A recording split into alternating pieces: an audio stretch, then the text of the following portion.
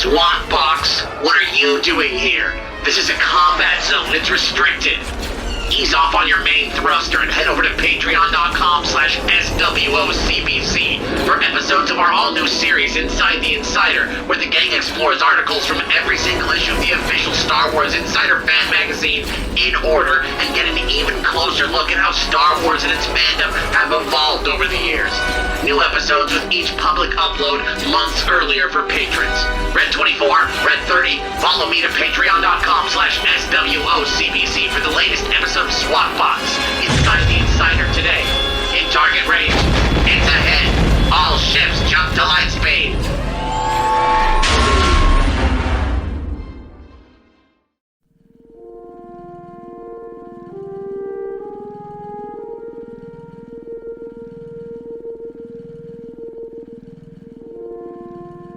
The Star Wars Old Canon Book Club is made possible by contributions on Patreon.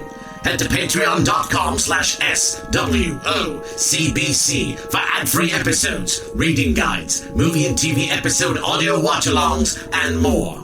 Today's Old Canon fact of the day comes from A Guide to the Star Wars Universe, compiled by Raymond L. Velasco and first published in 1984.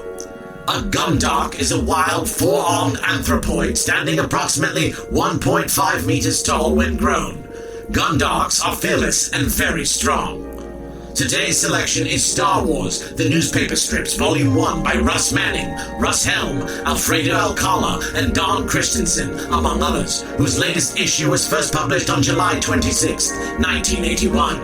Enjoy the show, and may the Force be with you, always.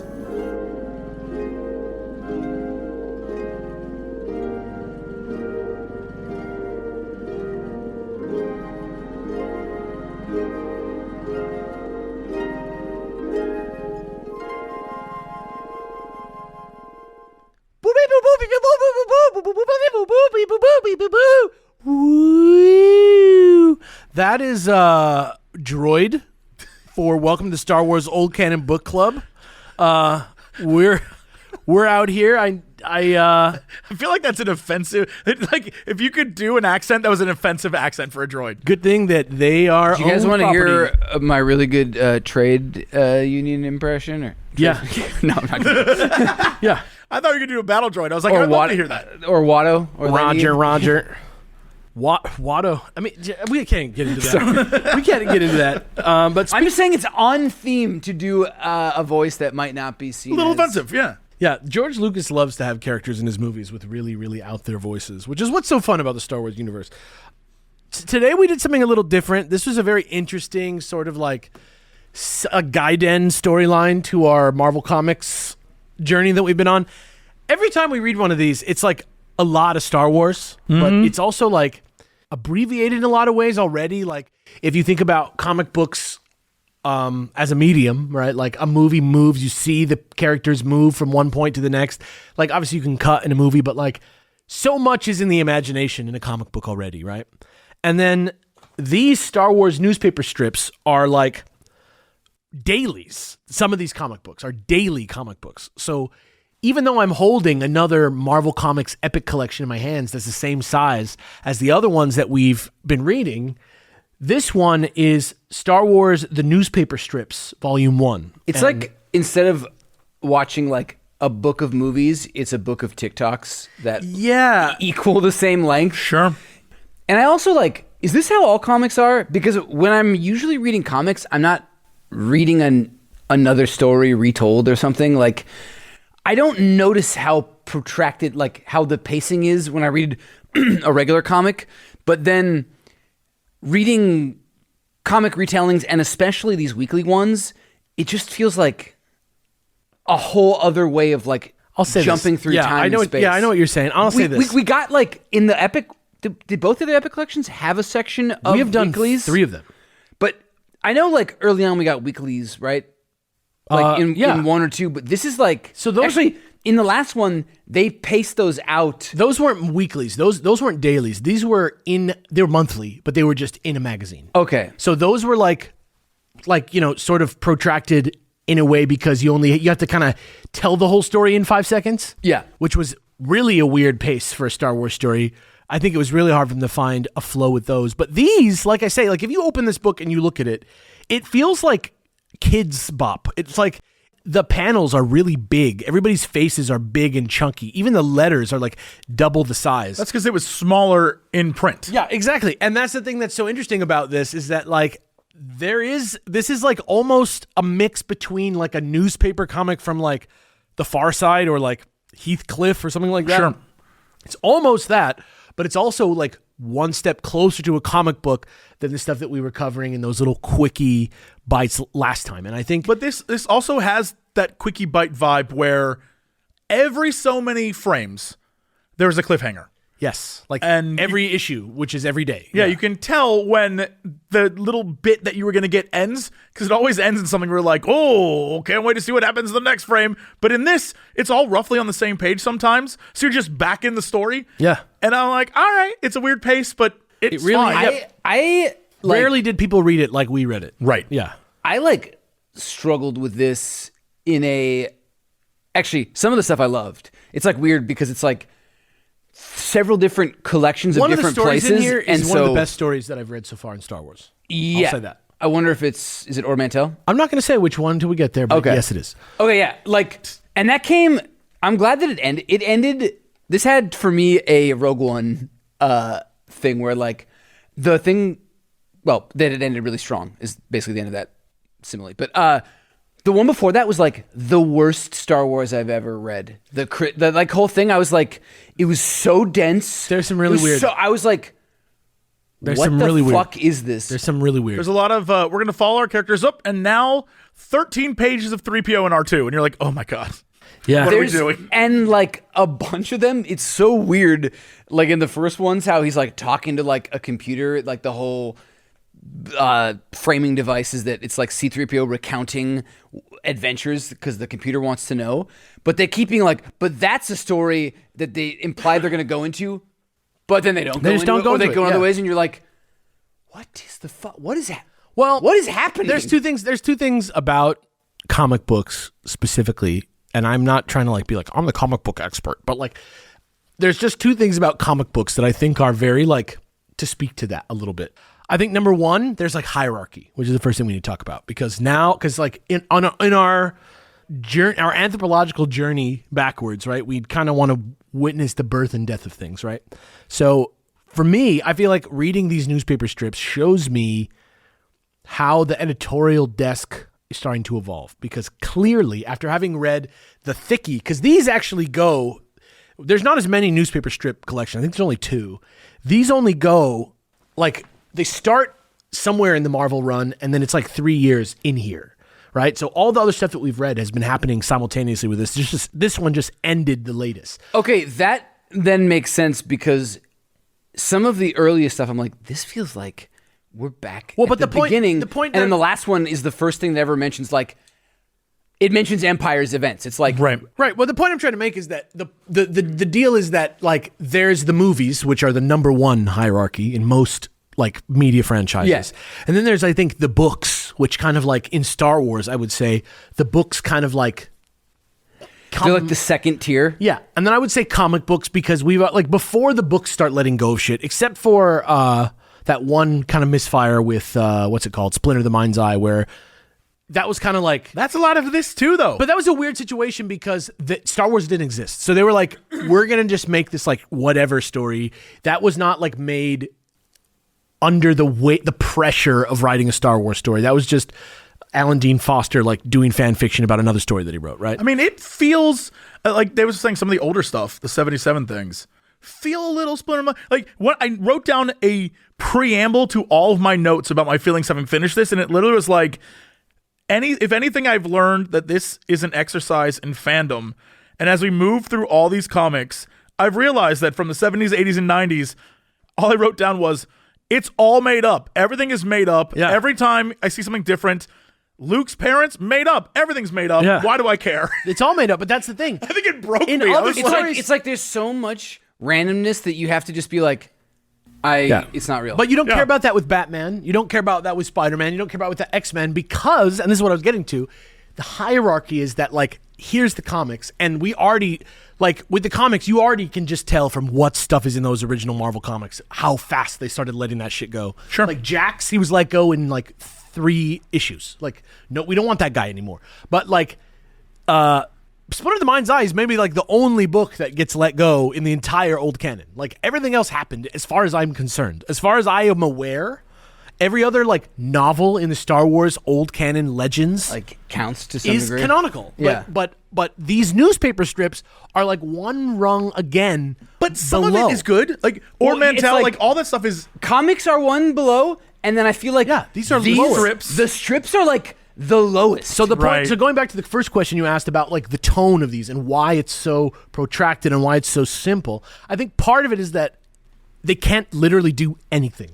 Like you're saying, it's all made up. I think that's true because literally, probably the edict on the comic books underneath the real comic books was, do not change anything about the status quo. Do not. The only Then they thing, do. They start answering questions. Well, they sort of do. They sort of do, but it's like I think it depends on we which. don't. They don't. Those questions don't have the weight that they do. Oh no, they're Now. the movies immediately cancel out Yeah. anything they answer. But it's Yeah. like, okay. And the thing I guess I didn't realize, but now it maybe makes sense. I thought they were weekly. I guess does that explain why ones that were like every so many issues was color, those were dailies? It's like dailies, and then the weekend gets color. Okay. You know, I think I like forgot about that because I think that also maybe like recontextualizes like, all right, if you're just doing a Star Wars, you're throwing it in there to give the kiddies something.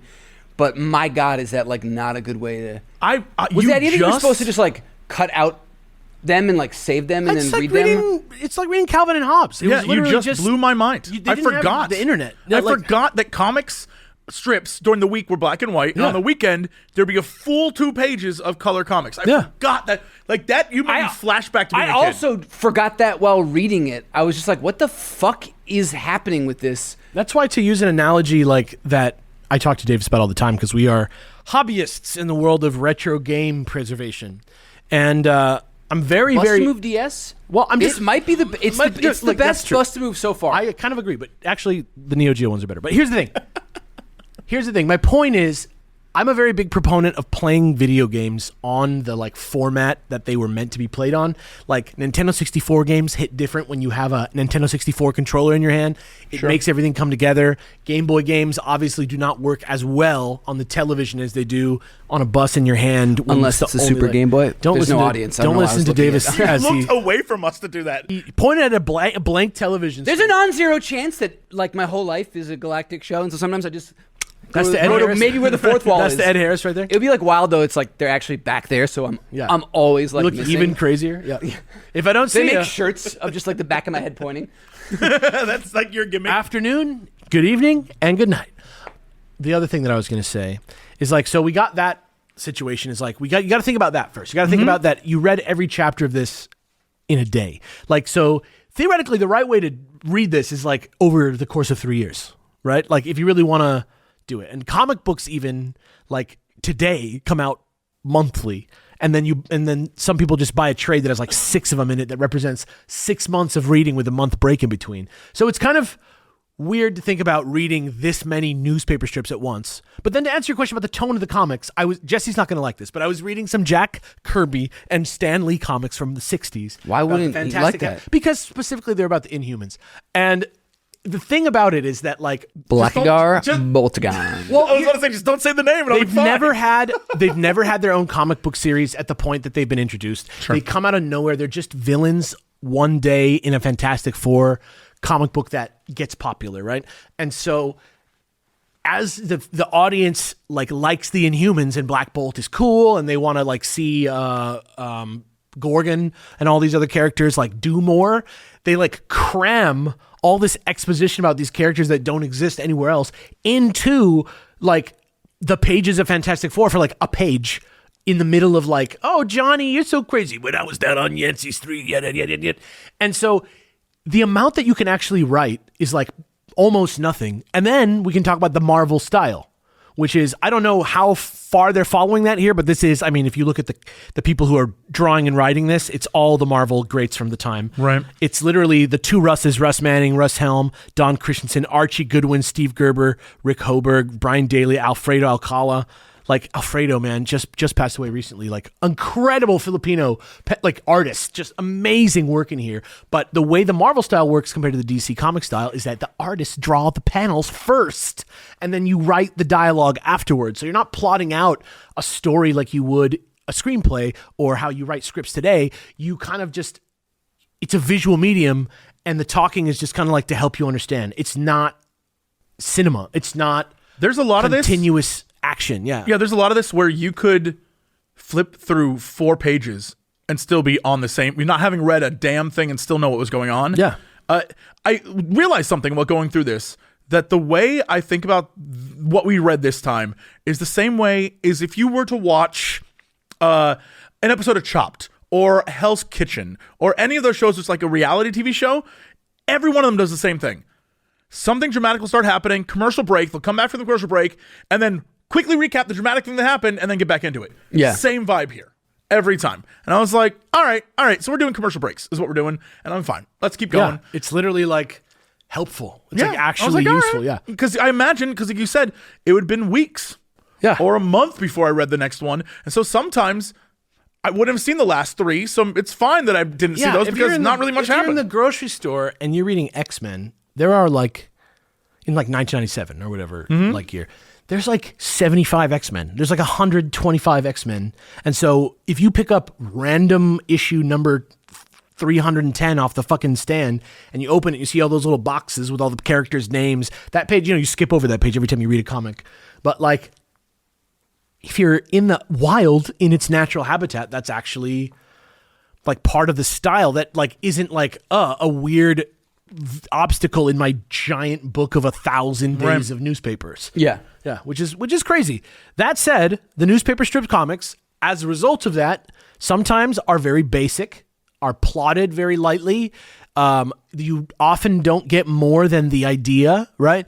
And I don't have a problem with that in the context, but as somebody sitting here in 2024, if you're like, I really love the Star Wars Old Canon Book Club, but which one should I read? Like, which one should I would like maybe not go ham on this one. Like, I would say maybe do this one on Marvel Unlimited. I don't think you need this one. Yeah. Like, it's on Unlimited, so you can look it up. Unless you love comic book pop art, because let me tell you something. Visually, awesome. Visually, yeah. This shits all over even the old and I'm not even going to say that. It doesn't shit all over it. It's just the style is very different in this because it's newspaper artists for the most part, and a lot of like new talent. Like I was reading in the back, they actually have if you have this big Marvel version, I didn't want to include this because it's just like, I don't want to say like you need to read this, but it has the like, you know how like trades have an introduction? Mm-hmm. So all the original trades of the classic Star Wars, early Star Wars, all the trades have their first page in the back of the book, so you can read the like dedication from like someone who worked on it. Dude, reading those it softened me on some things that I was hard on. The context that I was you were hard on it. That's fine. I had a boner and it went away. Yeah. But and it's also like it's from like 50 years, like, you know, and it's for a different thing. But yeah, it is really, really fascinating. Some of those like the insights that you get. Like that's how I found out all of the thought process for like the first run of Marvel Star Wars, where it was like they said we couldn't touch anything, so we had to come up with stuff, and then he didn't like Jax and whatever. Like, I don't know, it is cool that they're able to like be that open about it. Yeah. And so now the other thing that's worth considering if we're talking about contextualizing this, because this one is very much more like something that you're reading if you're a fan of the show and you're a fan of our mission of like exploring the Star Wars evolution. This is much more about that than this is about like reading one of the good deep cut Star Wars things that's out there, right? One thing that's amazing about this is this other thing that's in the back of this book, which did you read this? About how a classic newspaper strip became a comic book series? Because the whole other thing about this is that these collected versions in this trade are not the versions that were in the papers.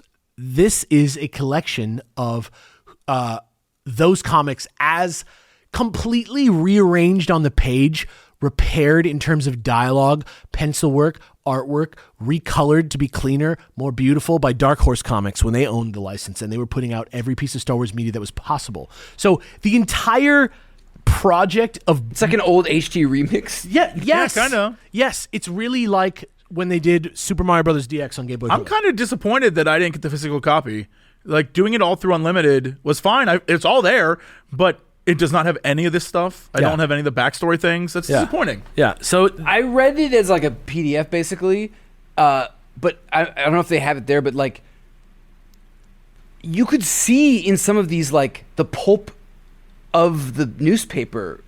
yeah. So did they add that as like a vibe, or was that I feel like They for some of them, scanned, they had like- to literally scan it. Yeah. in these, well? Because you're saying it's like this isn't just like they took the old ones. you see the pulp of the new. I felt like this was a very clean sort of. And admittedly, I don't really see that here. you can flip through, but I looked, so when I originally typed this in online to find out if it was on, because what I had to do in order to find it Unlimited, you can't just type in Star Wars comic strip or Star Wars newspaper. It will not show up. They don't do it by trade on Marvel Unlimited, which is absolutely dumb. On DC, they've actually started doing that, and it actually makes it so much easier to like find your storylines. But it's so I confusing. literally had to go to Wikipedia. Yeah, get and the while track I was list. there, Whoa. and then go and look it up. And when I This did, is so different than I realized when I read on the iPad. Yeah. I realized that there is one of the artists has his website where he's selling originals of bits of this. Wow, like newspaper art.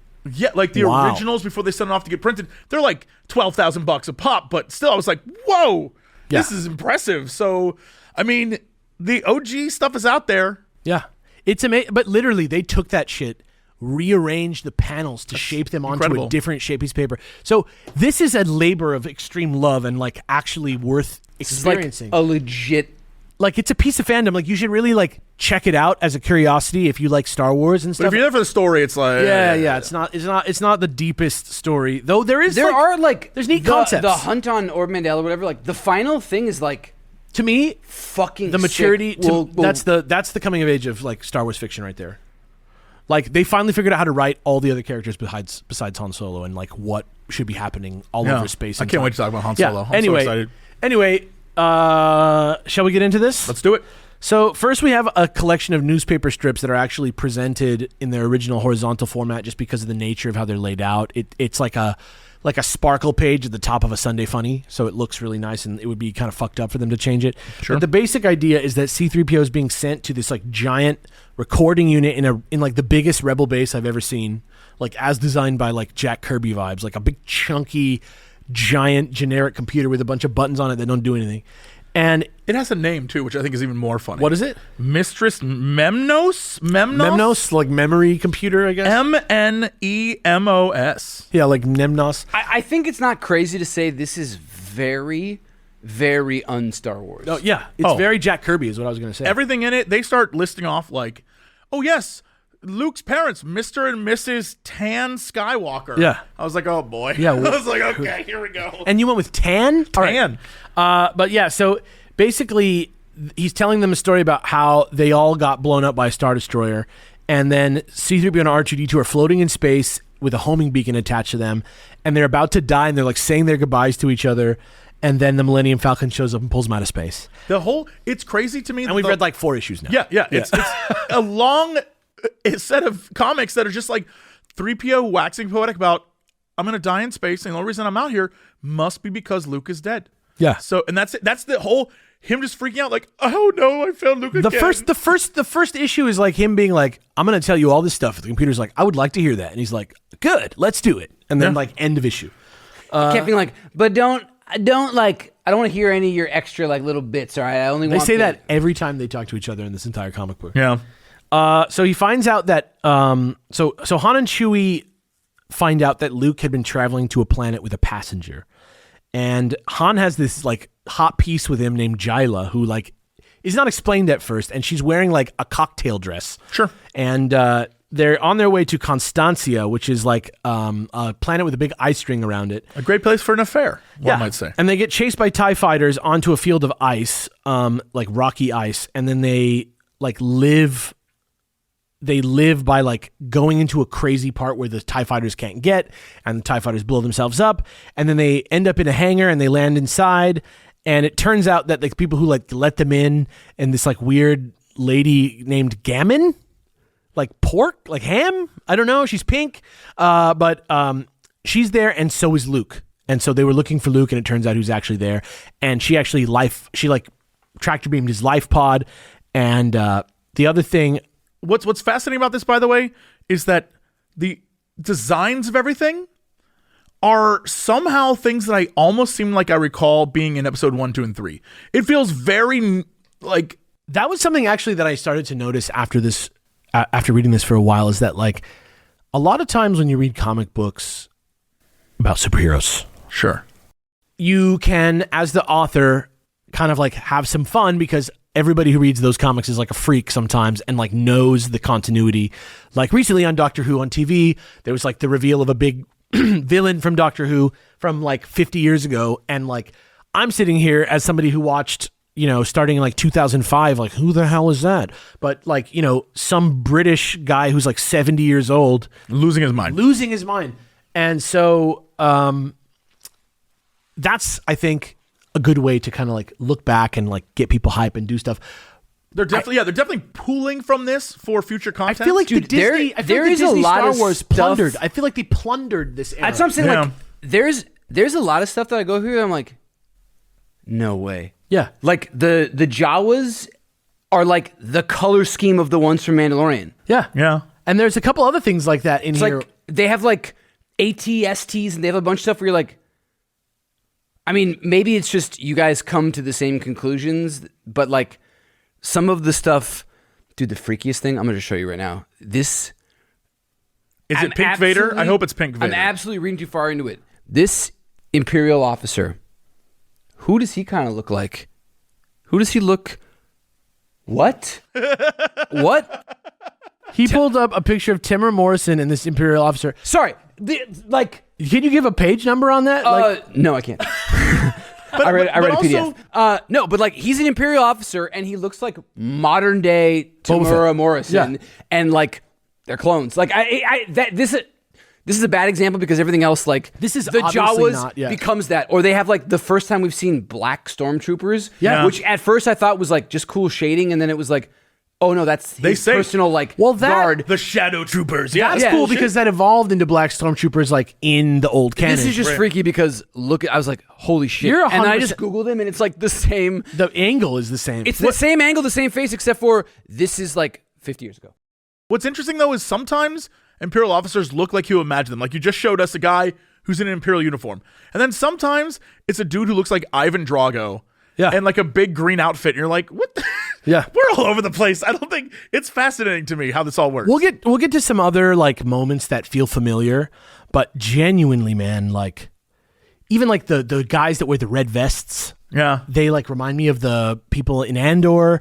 Oh, dude, the workers. Yeah, Yeah, like, that's why I'm like, there's all kinds of maybe because workers look like that, but it's like, I'm pretty sure they look like exactly like that. Exactly. It feels like the writers of this new stuff kind of like came in and like grabbed stuff and threw away the stuff they didn't want and just took it because this is a dead world now. Yeah. It didn't feel like fan service. It doesn't feel like when I watch Mandalorian that I'm supposed to be like, oh my God, are those the fucking gray Jawas from the newspaper strips? It doesn't feel like that, how But it feels. maybe it's also because they felt that the majority of people watching have never read what we're reading. And so they wouldn't know. So it's like, oh, that's fun. And so we wouldn't have, like, there wouldn't be that's the callback. That's the whole reason I'm calling it like plundering, is because it's Yeah. not like they're like using that connection that we have with it to make us happy or to like be excited or to say anything about They're the just taking text. the idea that was already there. What they're using doing it. is they're They're just like, cool, great Jawas. I'm going It's to use like that. kit bashing. Yeah, literally. It's like how they made it is just like, oh, that's kind of cool. Let's do that. Yeah. It just seems like here they made something up, and there they just went back to when a guy actually made something up in the 70s and 80s and just took it and used it to make money for Disney. It's weird. I don't usually get down to that tone, but that's what happened just now. Hey, welcome. Also- Sorry, you just came to my house for a second. No, I don't go in there. The thing that's crazy. Also, I messed up. It's not Gammon who is the like hot piece. Gammon is the big-eyed, like Aloy-looking person. Like, and I say Aloy not like from Horizon Zero Dawn. I say it like the Aloy from Eloy from the Time Machine. Like the like simple people that are livestock for the Morlocks. This person, their story is that they're really small and cute and defenseless, and they are the only race known in the galaxy to exhibit straight up biological telepathy. And so they're like, if the Empire finds out about us, they will exploit us and take over. So you need to help us, or they're going to like literally take over our world like tomorrow. So there's this other girl whose name is Sheila, what is her name? Charlie. And she's got like a pink, like the dumbest, like old school designed, like almost it's cool for how dumb it is. She has like color coordinated, like pink battle armor with like 2 guns on each shoulder and like 2 guns on her knees and all this crazy shit. I have to wonder if that was originally cut, because a lot of this is recolored stuff too. Yeah, I don't actually know. I wonder if that's what it looked like originally, because a lot of this, they do some really cool shading things, but then if you look at it long enough, you're like, Darth Vader is pink in every single shot. Yeah. Every single shot he's pink. Like, that's wild looking. But, and that's what David was saying about the Stormtroopers. At first, I was like, these are 2 really competent Stormtroopers that managed to take everyone down. Yeah. And I was like, oh shit, never mind. They're the cool guys. Yeah. It's like, oh, okay. Yeah, it's interesting. Oh, thoughts on the Han battle feels armor, kind of guilted at this point. He's like, I was here to like save you, and now you're like guilting me into like saving the world. And they're like, well, we need somebody to use the extra set of battle armor that we have. And he's like, yeah, and I have the fucking training, and none of you fucking do. So I'm gonna go risk my life for this fucking planet. Fuck all of you guys. I'm gonna go with this like hot chick. And then the other hot chick that he came with is like, what? I want to hang out. Like and he's like, what? She has this like sort of like Willie Scott kind of thing going on where she's like, wait, people are shooting at you? It's so weird because she had the energy of like the girl that's in like Star-Lord's like ship in the beginning of like, like same whoa, vibe. Whoa, I'm just here to hang out. What is this? Yeah. But then like when they get to her origin, you're like, oh, you're like, Turns out she's like Indiana you're like Jones. in it. Yeah. Like it was a weird, but It felt like they decided that later. this you know? battle armor is like so not start like another at one all. of the things. It but I looks was like like- it's they were like Flash Gordon. it moves.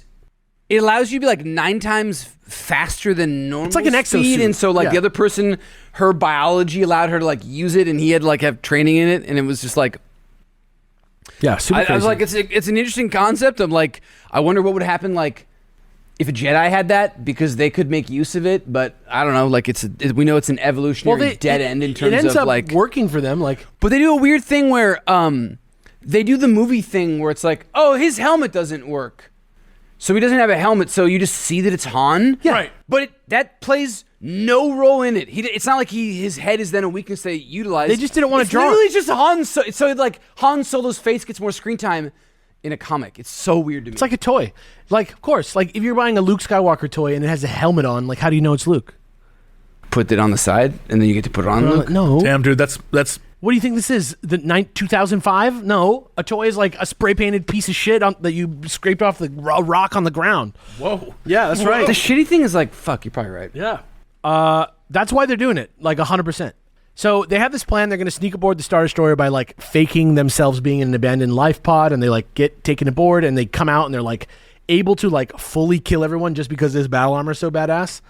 And they take over. The only the like shittiest thing is that it's like voice activated, so they're like left fire, right fire. You're which was cool at the time. It's not cool. It was cool at the time because I guess you're right, because voice activated stuff's like it was the future. Whoa, Yeah. that's crazy, man. I don't like, this is not a world where I like ask the disembodied voice in my living room what the weather's going to be, and then my dog thinks there's a ghost inside the bookshelf for like 2 hours. So then oh man. so they take down the TIE fighter, they take over, they tell the other fighters to back away from the Falcon. It doesn't work. The TIE fighters start to chase the Falcon again. As they get in close, Luke takes out one of them, and then Gammon like sends a psychic message down to have like the ground cannon shoot at the other one, so they're okay. Then they land on the planet. They get a celebration because Gammon is back with her people, and then we go back to C-3PO, who's like, and now I bet you want to know that, you know, that hot girl from the first story, like I bet you want to know how Han met her. And the computer's like, is she an Imperial spy? And then the story just kind of forgets about that part. And the woman aboard the Falcon, how did they do it? What happened? And so then, this is a crazy premise. So they're on Kashyyyk, which they then canonized Life Day from the Star Wars Holiday Special, which I think is still canonized actually. But they find out, and I forgot that Life Day only happens every 3 years. Which, if it's true, maybe like, is it enough time from the actual holiday special to the Life Day story in this comic for it to have been 3 years in real Earth time for it to be time for another Life Day? I don't know. I'm going to assume no. Yeah, probably not. But this is the second story, so it's probably like right. 3 days after the thing. I'm talking about in real life on Earth in the 70s. Well, the great question is, when is 3PO telling this story? Another great question. Potentially, it could be long in the future. Another great question. It could be like right before he like digitizes his memory base to the Journal of the Wills or something. Yeah, this could be. This could be the Journal of the Wills. Yeah. Memento Memoria or whatever the fuck her name is. Mm-hmm. So they find out like they what? I was gonna say like this. Kashyyyk is like a lot cooler and deadlier than than the one we saw previously, and there's a lot of like sentient plants. Like communicating with Wookiees. There's a lot of like proto Avatar vibes to this planet. 100 like big, loud, scary plants that are animals. And it's like a planetary sentience and like a reverence for it. So that attack the Imperials. Yeah. So they but that's not like a new concept. No, they cancel Life Day because the Orga roots, which they need for this like celebration, aren't available because something's going on down there. And he's like, nobody can go down there. It's forbidden. And then Chewbacca's like, what the fuck? No Christmas? Are you fucking serious?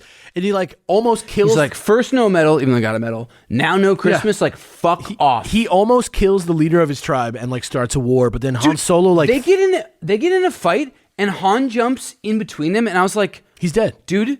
He's missed it. He would be ripped apart. He's gone. With how strong they are. You don't get between two like fighting dogs. You never ever get between two like alpha Wookiees mid-fight. So he's That's like insane. So what he does is he's like, hey, you guys are gonna fucking kill each other. Stop. I'll go fucking get the shit. I'll risk my life. You fucking Wookiees be fine. Don't worry about it. Everybody's happy. And so everybody's like fucking fine. And then Chewbacca goes, and Chewbacca's like pissed. And Han's like, bro, I got you exactly what you wanted. Like, shut up. We're doing the thing exactly that you wanted. So they go down there. The other Wookiees, dude. They go down there, and in like 5 seconds, everything is solved. They find out that there are Imperials down there that are getting fucked up by the plants. The Imperials are like using instruments to like harvest the Orga roots in like a bad way, and the plants are all trying to eat them alive. The only person alive that's down there who doesn't deserve to be down there and getting killed is everybody on the science team. But by the time anything like somebody's going to be saved occurs, everybody besides Jyla is completely dead. And she's just like, well, fuck. Can I come with you? I was just researching these plants, and this all went down. And Han's like, yup. And so... just another day. It turns out, like, the way that the Wookiees get the root is by, like, talking to the plants. So Chewie's like, hey, baby. And he gets some old root that's enough for there to be Life Day. He likes the old root, man. So they go back to have Life Day. I thought the tree huggers on Earth were something. I'll tell you what. And then so not just hugging. The machine is like, apparently she's a Imperial spy, and 3PO's like, I'll get to that, but he does not. Ever. Yeah. Yeah, you're just like, okay. Yeah. Then we get a little now the format changes. We get I don't know exactly what happens here. Actually, maybe we don't get it because he was like, I fully intended to tell that story, and they were like, this is some editorial changes we're making here. Let me see if I can find that switch, because there was the whole thing is weird because it seems like there's a lot of stories or a lot of parts, like even the first story where he's out in space, it ends on the shot of a purple streak of the Millennium Falcon coming towards him. But like that's how it ends. That's the last frame of that. Yeah. It isn't like, and then they saved me. And it's like, no, that's it. It's wild.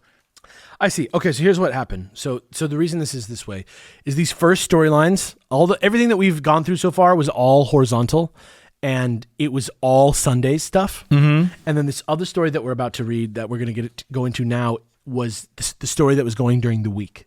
So for the first bit that was happening these were the Sunday stories and this was the week. But then after this first bit, like after the first 3 issues that we're about to read right now, the idea of doing 2 at the same time stops, and they just make it one continuous story through the whole week. Does that make sense? Sure. Yeah.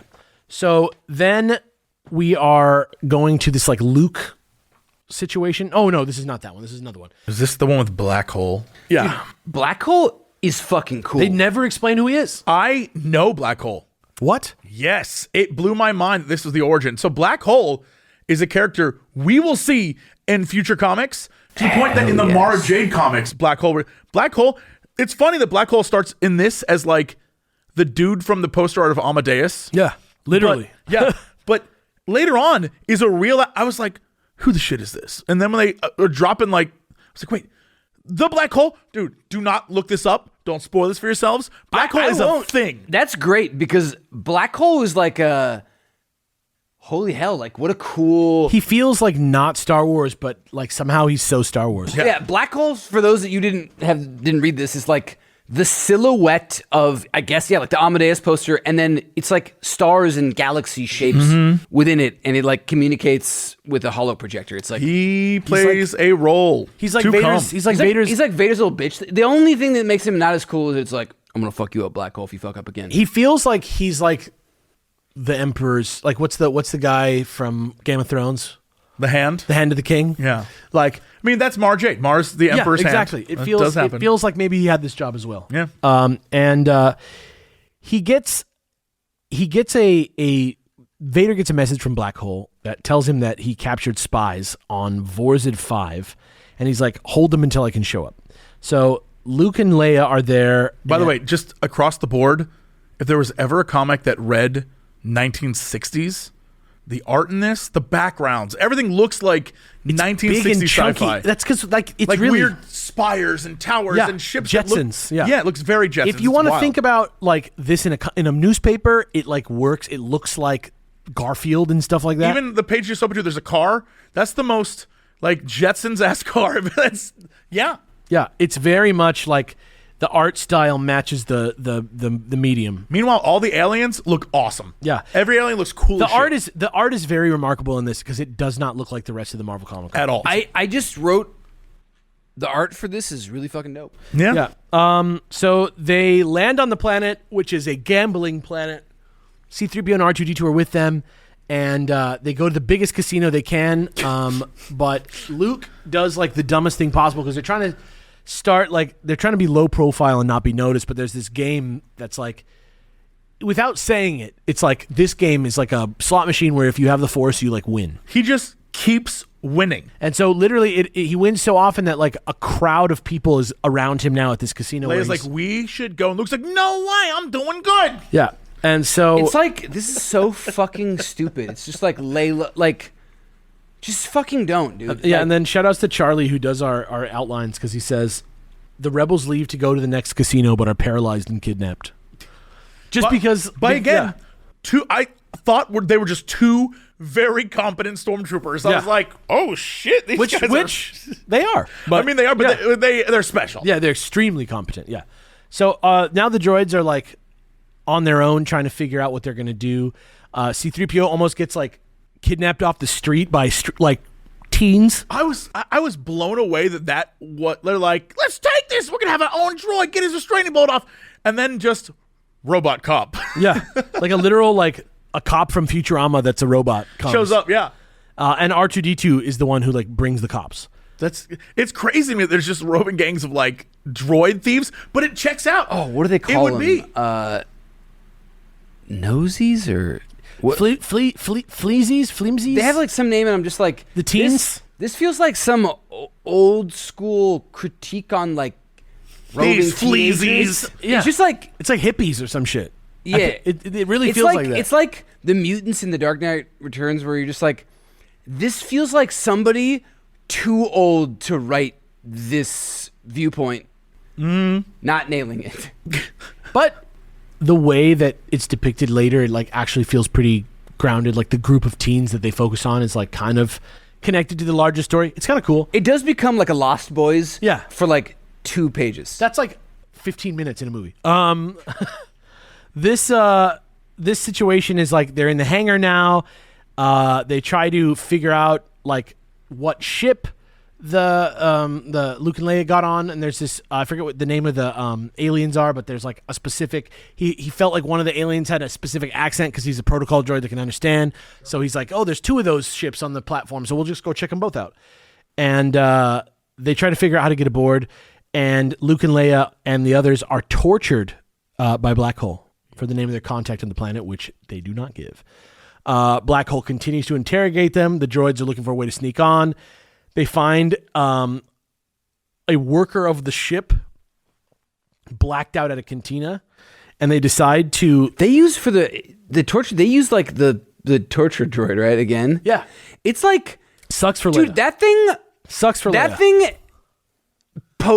before Empire got so much play, and then like, where is that thing now? They got the that table. Thing was like used... Every cop had that, basically. They got the dangerous looking table now. They just, I guess they don't need it anymore. But Did that you thing's hear like, how loud he screamed when he touched that dangerous table? yeah, it was crazy. Do you think that's the same droid?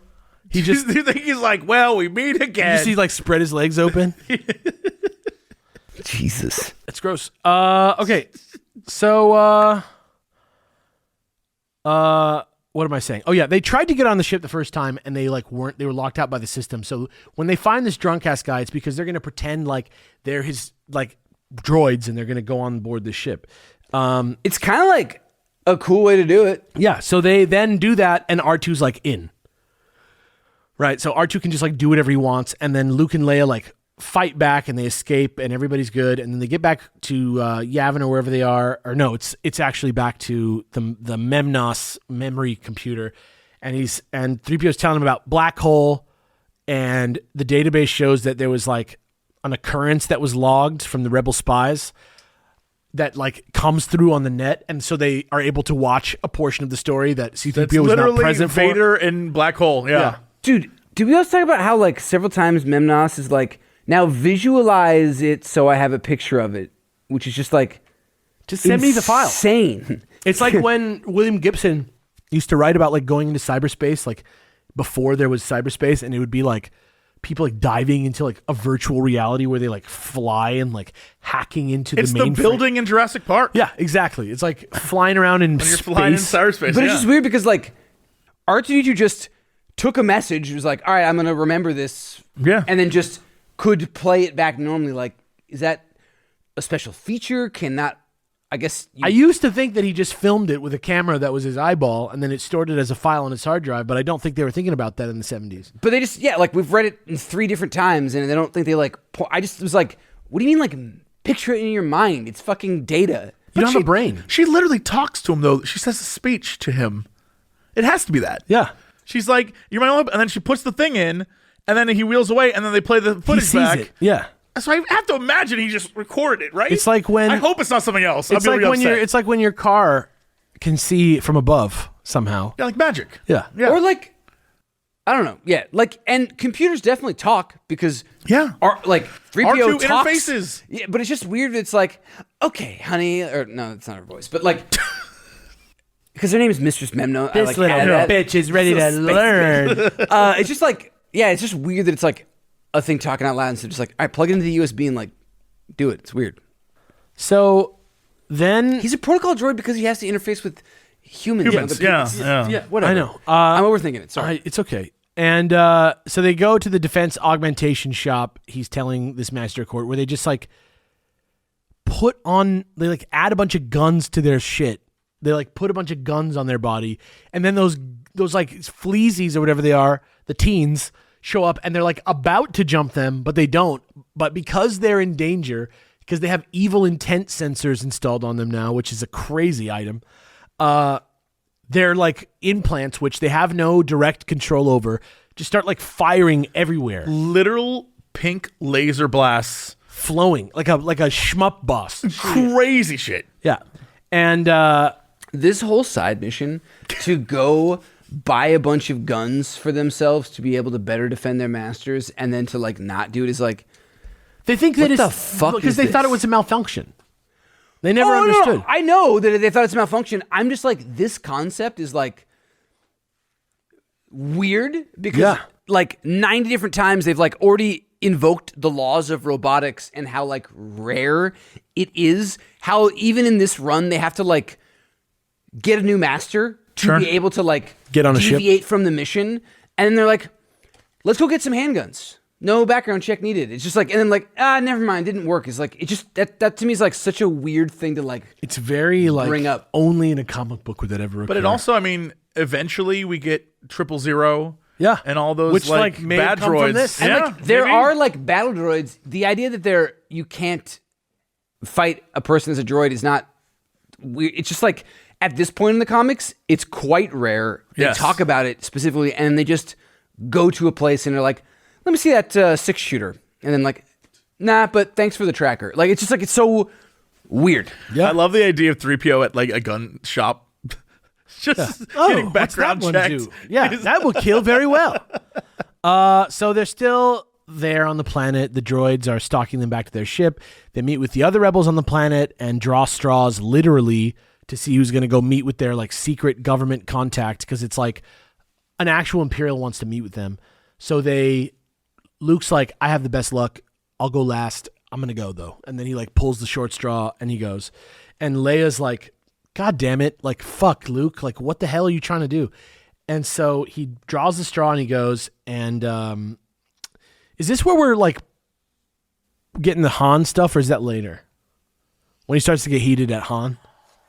That is Are you talking about when he... Han like makes a play on Leia. He's like, let's fuck. I think that's the Ord Mantell, where like Luke goes to Leia and is like, yo, what's this deal with, like, you seem really into the fact that he keeps hitting on you and it's pretty gross. And she's like, it's flattering. Well, that's Is that what later. you're talking about? That's later. Because first, it's like literally they're sitting there and Han's like, I think it's on this planet. Oh, no, maybe it is on Ord Mantell. Maybe you're right. I think it might be the Ord Mantell story. It's not Ord Mantell because I'm like, you've already seen Empire, so you know that There's that's a now relationship. thing. Yeah. Well, because Han's like, we're on Ord Mantell. We should like get wasted. It's tight here. He's like, why waste a beautiful night? Yeah, Like, that's yeah. Ord Mantell. Yeah.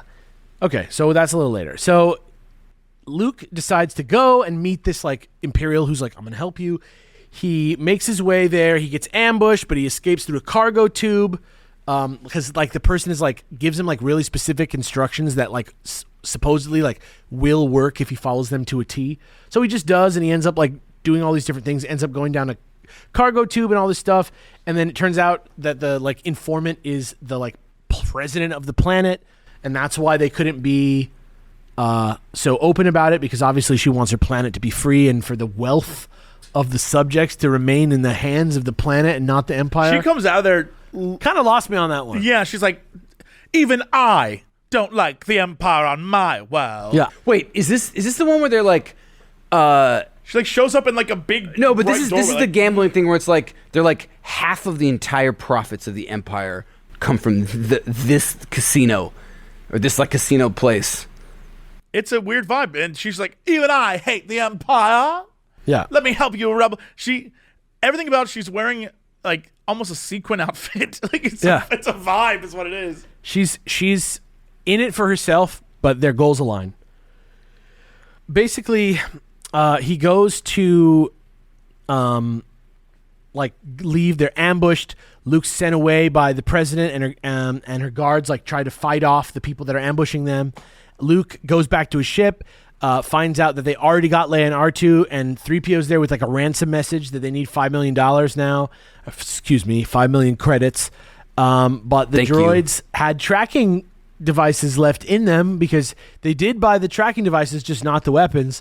And so they're able to check them. They're called the Freelies, by the way. The Freelies. It really does feel like they're trying to say hippies without saying hippies. Right? Or like Easy Rider types or something like that. Because they have that like Pony Boy. warriors or like Yeah. they just it's What's the other it one? feels out of touch, and I'm not even from that time. Rumblefish. Yeah. So they're or Rebel Without a Cause or something like that. Yeah. Or like the Tatooine swoop bike gang. At the Freelies hideout, Leia argues with Cleanest them. gang I've ever seen. Really just no lived-in universe Yeah. at all.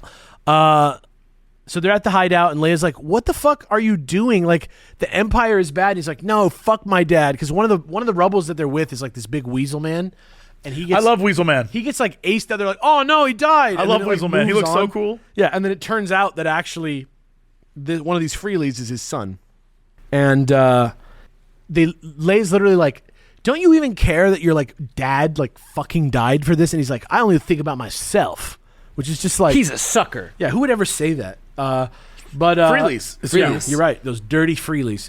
A like 50-year-old's idea of like a 15-year-old. Right. You disrespectful. You can't imagine how much worse that has gotten in comic books because of how old literally everyone is, except for like the young people who don't read the comics. So Luke and 3PO now track their way to the Freely's hideout. They also rescue one of the gang members from being tortured, Bemi. Bemi and Choid are two of these guys, by the way. Dude, these names are terrible. Bemi and Choid are like two names that I would make in my like non-Star Wars universe that's like psychedelic and weird. You know what I mean? Bemi and Choid is like some Thomas Pynchon type. Choid is just a universally terrible name. Choyd. Choid. Hilarious. 10 out of 10. I want to drink too many space beers with my buddy Choid. I thought you were saying I want to drink a few Choids. I'm going to be like, hey, man, hey, Choid, what's up, dude? Is Bemi around? Do you want to sling back some Ronto waters, bro? Tequila and ranch, dude. Bemi and Choid are the name of like your testicles if you're in the middle of like an improv bit If and you you're just need to think one of something of funny. Immortan Joe's war boys. Yeah.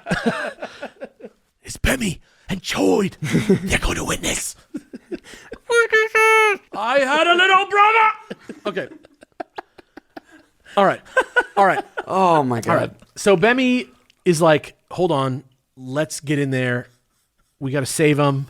All I can think about is them as four boys now. It's really funny. It's just up there.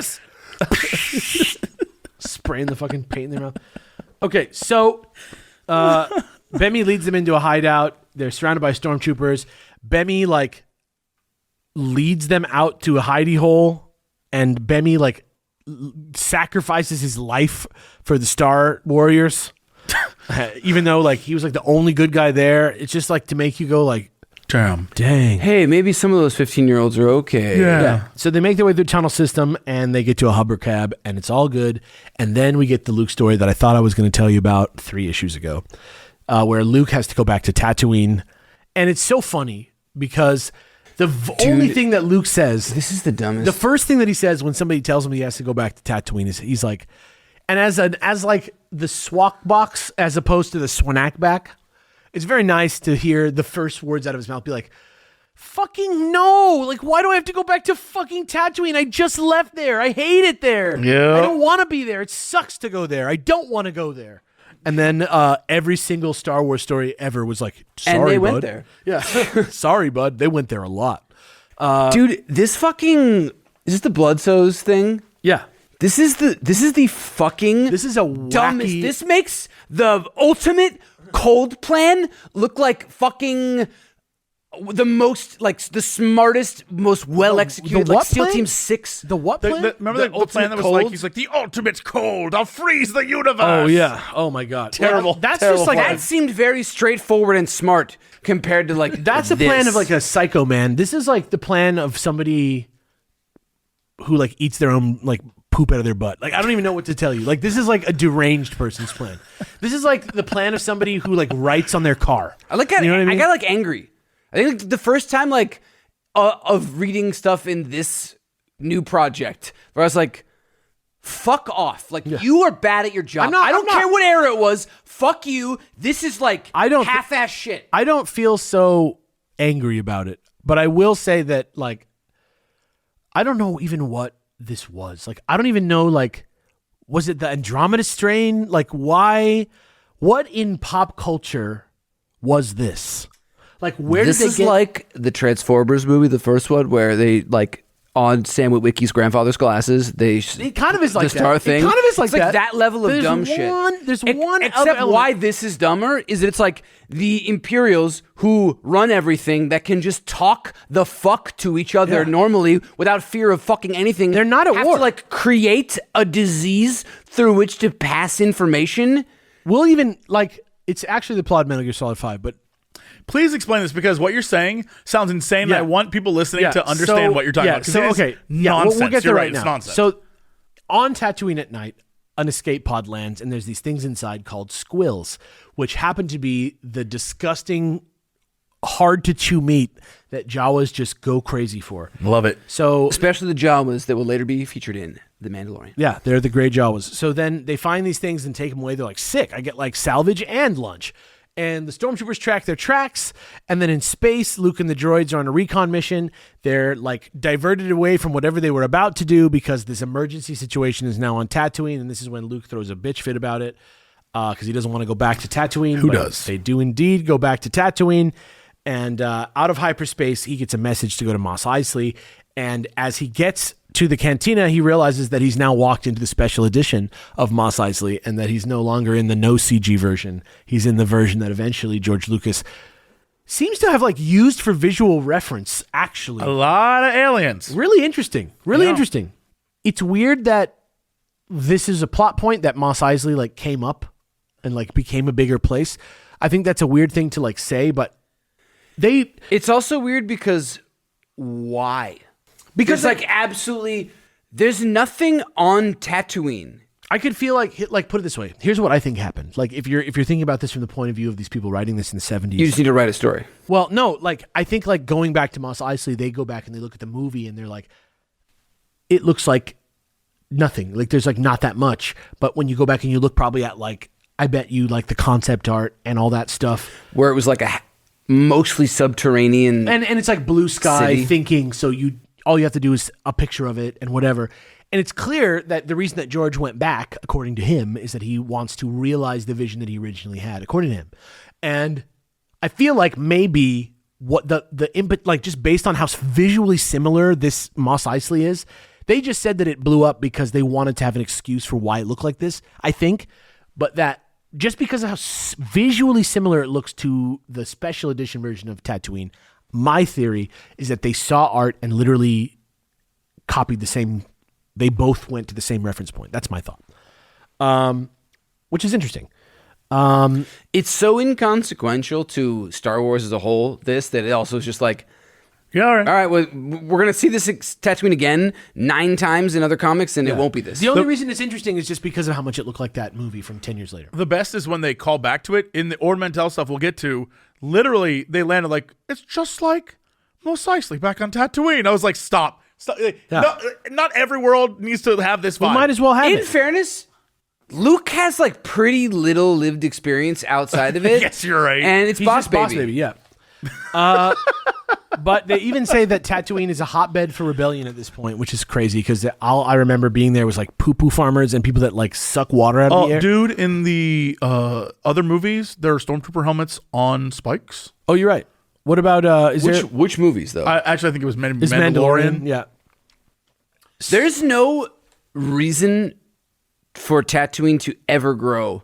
Like, Well, if we're being fair to like a universe that's lived in and not just like, hey, you know Tatooine, so as a company that wants to keep making money, we're gonna go back there. Like, it has nothing. I could see like Is a there actually, Vegas. like, It, like big major city, though? gets to just serve I thought whatever Mos it Espa needs was to. the big city. Yeah, Mos Eisley is like the shitty small town. Then there's like actual big cities. I thought Mos Espa was the one that has the spaceport. that it's in that, at least when you see it in the special edition, Anchorhead it's like doesn't. a big city. Which one's?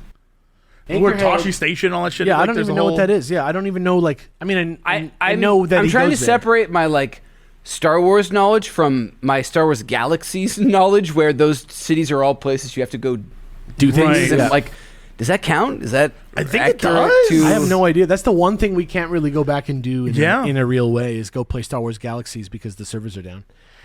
I bet if we tried, we could find like I'm the sure bootleg, there's. Yeah, I'm sure those guys create are your own server. I don't want to go back because in my mind, It's- the yeah. game was like so accurate looking. Like, I have a romanticized version of that I'm like, let's never, ever. That's how I touch feel that. about Old Republic. That's I how went I back feel recently, about tried to the play it. I was new like, Jedi Order. ooh, it's old. So I Yeah. feel like New Jedi Order and I'm scared. Okay, so basically, they get to the cantina.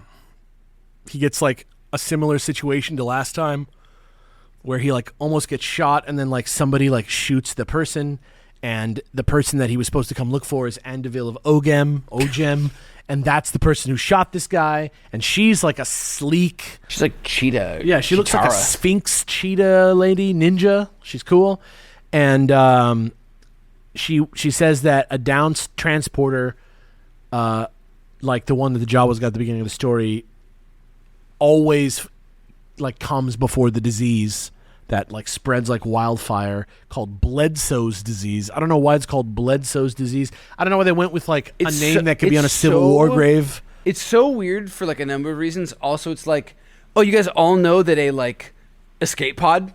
How the fuck do you know that an escape pod on a planet, like Legend it always tells. starts like this? Like, where would you have any of that information? I'll say this: they do always trace like giant wildfires back to like a wire somewhere or like a part that burnt. I don't know how they do it.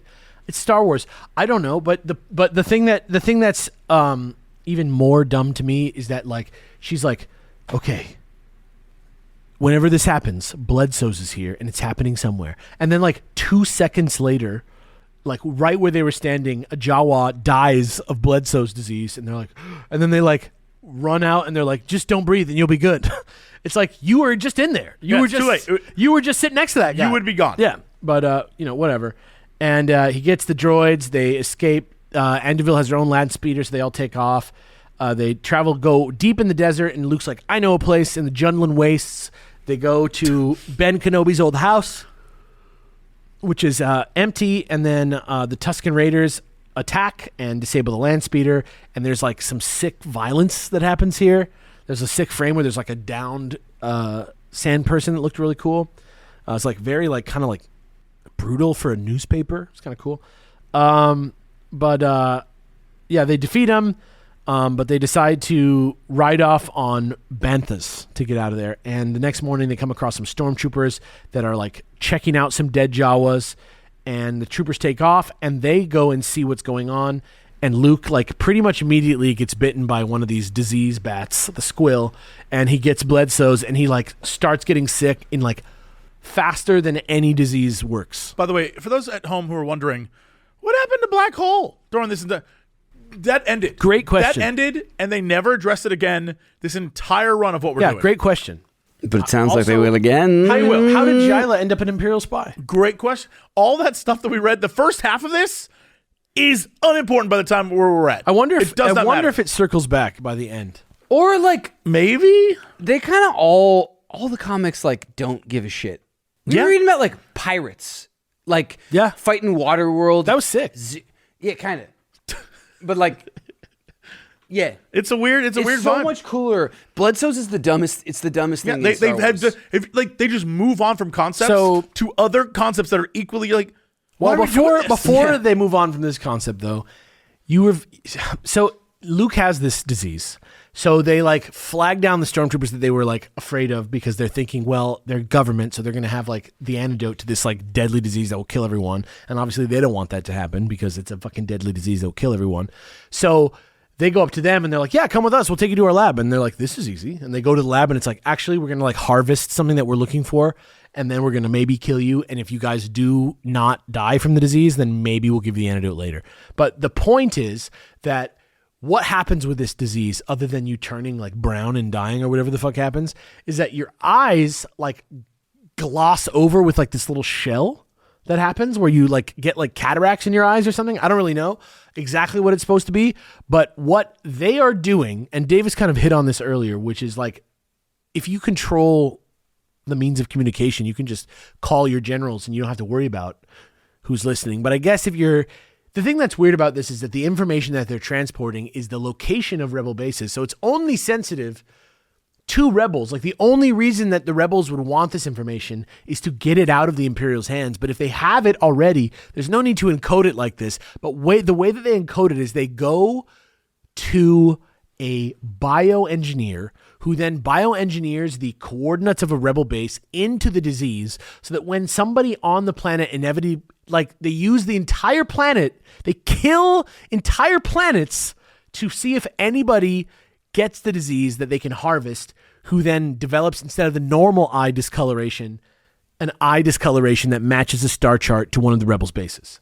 This is officially the stupidest plan I've ever heard in fiction. I've never read enough old comic books. You could be like, no, how we're gonna beat the enemy? We're gonna take a gun and we're gonna shoot our dicks off. That would be less dumb than this. The thing is, in comic books at this time, like the idea of it being like reality is like secondary. Like I get it. In Grant Morrison's like the Super Gods, they talk about like going back for to who that, it's aimed at. It's not about like the realism. It's like to sell a vibe, and it's like look at how treacherous and evil these people are. They would like throw away lives, but as a 37-year-old man, I sometimes can't help but be like, Did we? fuck all of you guys. you don't we think it's have kind of to- like asking why they don't talk in the silent movies? No, You don't think? Do we have that's to? like a thing of the medium. They Yeah, don't yeah.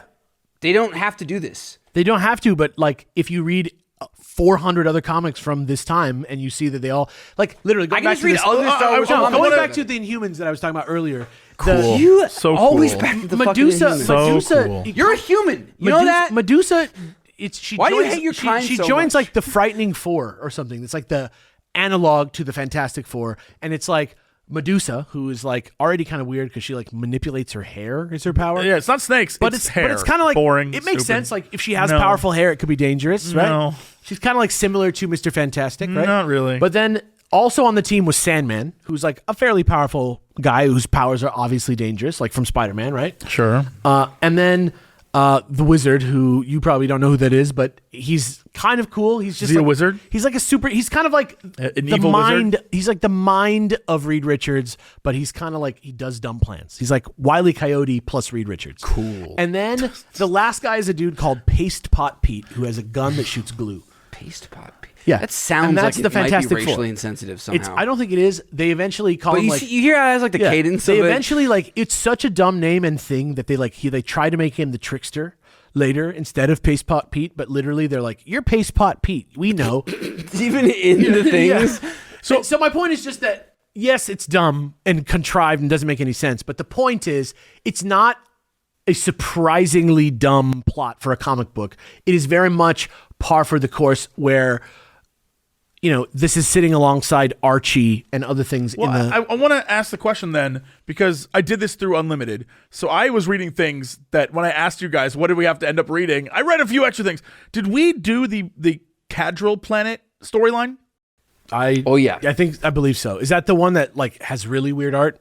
It's the This one is where the there's one with another ridiculous Is This it is imperial the Planet? one The fog? where basically he wants to use an aerosol spray to like control. This is Like Yeah. again, it's a plan. I wrote Darth this down. Vader. Oh, yeah. I wrote this down. Yeah. The plan for that was literally like, Darth Vader, want to have a fog thing that pacifies aliens, but will somehow kill people. And I was like, hold up, no. why not just? It doesn't pacify them. It brings out the worst We'll get there. attribute We'll get there. in We'll get any there. race. We'll get there. But it You're right, only you're kills right, you're humans. And I was like, why? Yeah. You're right. Why is We'll get that there. the plan, Darth? Like We'll yeah. get there. He needs to like protect. lot of bad- what I'm he saying needs is to like this protect is part of the every course. single human. By in the way, I'm now just thinking about that. We're gonna talk about it. That's a perfect analogy for cryptocurrency. yes. It's a trying so really hard is. to create a need. a solution that there's just no problem Right. it solves. Yeah. So And he like kills himself and ruins spends so much money to do nothing. It's absolutely pointless. So R2 and C-3PO get the Jawa Sandcrawler, they hijack it, and they invade the Imperial base, which lets Luke and Anduvil get out, and Luke forces them to cure his blood sows, which is funny. And then they go to the hangar, it gets one of the TIE fighters ready to blow up, and then the rebels escape, and they kidnap Captain to come with them, because they ended up with a captain in the whole shebang, right? Then we get to number 5, where they're flying through Empire-controlled space, and Princess Leia and her companion Hume Yep. are low on fuel, and they're spotted by Darth Vader's Star Destroyer. So they're now in a bad position. Leia wants to fight, but Hume knocks the princess right out. Hume, no. He grabs her. Oh yeah, because he's like, you're way too important to like die here. Take the escape pod, and she's like, no, I'm gonna fight. And he just like socks. He just like beats the shit out of her and puts her in there. And dude, then I did not expect that in the first year she would have been hit. She's been punched like So many more than like times. Luke. there's another She's been time. hit the most of anybody. This is the one where she's like undercover, right? There's another scene later in this. I think it's Darth Vader who does it to her, who just grabs her by the wrist and then like Hulk smashes like Hulk does to Loki. He does that too. He doesn't know it's his daughter, I guess, But he did that to Something his tells own me, though, daughter. he doesn't care. I think he would care. I don't think he would do that to his daughter. I don't think anybody could do that to their daughter, even Darth Vader, because maybe he could get something like... He doesn't know till he's like, hey, Luke. Yeah. I'll kill you. Wait a minute. Hold on a minute, Wait you a wait. minute. He's like, I smell sister. yeah, wait, is that Natalie Portman's cooch? It enhances the senses, I'll always remember that. you know. By the way, can I tell you that I was in the shower and had like, it's a weird way to start. Go on. I was in the shower. Wrap this and I movie had- around you're to with Natalie Chody Portman. and it does, because I was thinking about the end of episode 3, and I was like, how insane it is she died of a broken heart. When I was like, and I was just in the shower, and for some reason in my mind, recontextualized the entire prequel trilogy to be like, what if it was like they already set it up that she was going to die in the second movie. Terminal. And so the third movie is Luke trying to, or Anakin trying to save her, knowing she's going to die. That's what I was doing in the shower thinking about, because I'm still obsessed with the fact that movie's insane. He does, though, right? That is the plot of the movie, right? He does think she's going to die. No, but like of childbirth. Oh, yeah, he does. I'm saying like there's a whole other like No. She did not have childbirth. she died of a broken She heart. most specifically lost the will to live. Right. Oh, Yeah. I understand. It's insane. There's a medicine science matters, okay? And it was not childbirth. I just It's a very feel like clinical First of all, you I just feel like can his diagnosis. turn, You his can turn die of should a have broken been heart. much long. Like again, it goes back to the first movie. You shouldn't You're have right. a kid. You but can like- have a broken heart if your heart breaks. No, you can like get The so elderly depressed that you sometimes die. do die, but that's depression, and that's a different thing. She died in like 20 minutes. She was like, "Ah, that's it." No, whatever. Gone. Anyway, I thought that's my shower thoughts. That's how obsessed I am with It's- things I can't change. It's fucking outrageous. Yeah. Wait, you remember when I watched Rise of Skywalker and then as therapy I wrote an entire movie? I do. I do remember that. So yeah, Hume knocks the shit out of Princess Leia, puts her in an escape pod to keep her safe, which then from space crash lands upside down onto a planet and the canopy breaks and she flies out like a Wild peanut, Gun Dark. a peanut in a peanut shell. She Yep. comes right out. She ends up in a mining colony, where these workers like harvest this explosive moss, which is kind of cool. They have to keep it cold, or else it will explode. And then you find out that you see like this like little memorial that's like a quote about the Empire. She's like our loving husband who served the Empire to the very end. And then you find out that this like it. In my imagination, this was Peter Cushing in like cross play, like he's like dressed as a woman. And it's Grand Moff Tarkin lady version. Dude, I could not believe when they were like, I'm like, Tarkin's fucking widow? Fuck off. Tarkin's millionaire widow. But here's the thing.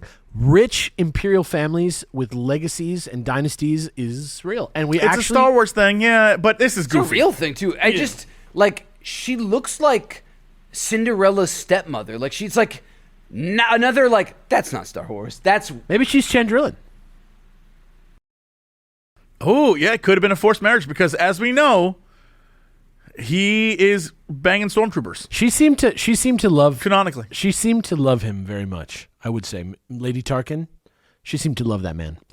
Tarkin only loves himself. Well, that's what we know about the new Tarkin. That's true. We don't know about the old Tarkin that well. We'll learn I some liked more. when we knew nothing about the old Tarkin, but We'll whatever. learn some more probably a Yeah. little soon. But Didn't the new Tarkin love, like, a stormtrooper boy? Yeah, that's Yes. what I'm saying. He He had was a little- banging a stormtrooper. yeah, little boy. And the way everyone found out, mouse droid. Yep, crazy. Madness. So Leia like blends in and becomes a housemaid to Madame Tarkin, Lady Tarkin, and she's helping these two guys, these two idiots, like two like Coen Brothers characters, who are like trying to steal some of the moss. when you say it like that, it's so perfect. He's trying to. I didn't even think about it that way. They're trying to steal some of the moss, like they're trying to skim some of the moss and like sell it to like fund their own thing. Yeah, It is like, oh, brother, where art thou? I was just thinking that. Yeah, It's just like, that makes me like a little more, but reading the comic, I'm like, what is So this? they have What to the so they fuck have is to this? they have to use the transponder on the planet to contact their friend who's going to come pick them up. And Leia like kind of like gets mixed up with them and goes to like do the transponder bit herself, and then she gets like seen and she just like blows a man up with the exploding moss, and like everybody blows up, and then they come in and they're like, what the fuck happened? And she was like, I don't know, the moss exploded. And they were like, I told you we shouldn't have put some on display. This is on you. And Leia's like, oh shit, I'm good. That worked, yeah. I'm good. And she like does the transponder. And then there's a Imperial diplomacy banquet that's being hosted by Lady Tarkin. And Leia is the housemaid at it, and she tries to get back to them so they can all leave. But her shuttle that she landed in is now then found by the stormtroopers, and so things get complicated now because they know that there's a rebel spy among them. So before they get caught, they like are about to like get out of there, and everything's hitting the fan at once. So that no one can be mad afterwards, they have one of the dumbass guys who's trying to get this stupid moss to tell the other one to shoot right where the moss is. And when they do, it saves the day and gives them the time to escape. But of course, they get Han Solo'd in the sense that they have no money to show for it.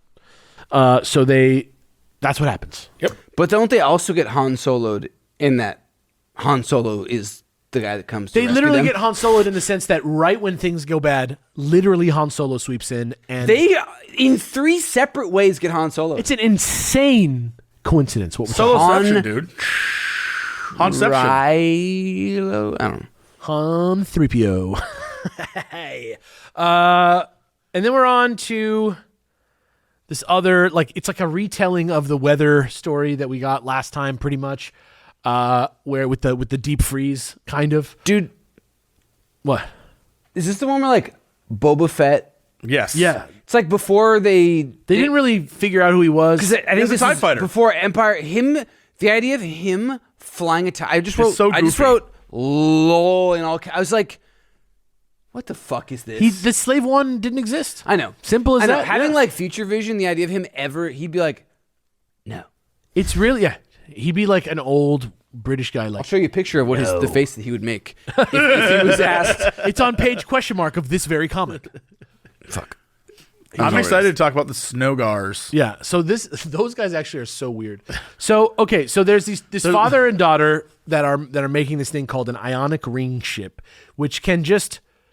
The point of it is to fix planets with bad climates to make them livable. That's the whole point of this invention.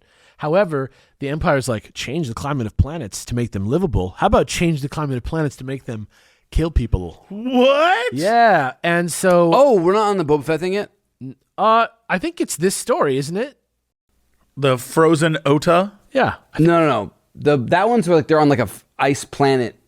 Oh, maybe that's after the break. Yeah, you're right. Okay. Yeah, this is the one with Zahn. Yeah, okay. This is the one where the father and the son like go out together. All right. So here's what's going on. So the Empire takes this weather changing machine and is like, that's sick. We're going to use it to destroy the weather. And they're like, hey, I know you don't want to do this. And he's like, you're damn right I don't. However, we're going to kidnap your daughter and we're going to kill her if you don't. And he's like, well, you got me there. So You're right. I love her so much. I will kill planets. I will do genocide. including Kessel, the beautiful, like My homeworld. completely. my own homeworld I will destroy instead But of my daughter. it's weird because like at this point, every other version knows that Kessel is no good, but someone forgot to tell him that Kessel's bad. So Kessel is like a beautiful planet, and it's like Maybe a this is what peaceful- happened. Do you think about that? what happened? No, we've seen the end. Nothing happens here. The weather machine did go off a little bit, right? Didn't they start doing earthquakes? Remember? Yeah. Stuff got worse. Here's the thing. All we know about Kessel And then, like, is that there are mines in there. this later, by the way. This is In canon. this later, this same collection, that Vader or somebody is like, guess what? You mean my boy Gribbet? My boy Gribbet gets sent to the Kessel right, mine? yeah. Poor Gribbet. I fucking love Gribbet. Gribbet was lit, dude. Love Gribbet.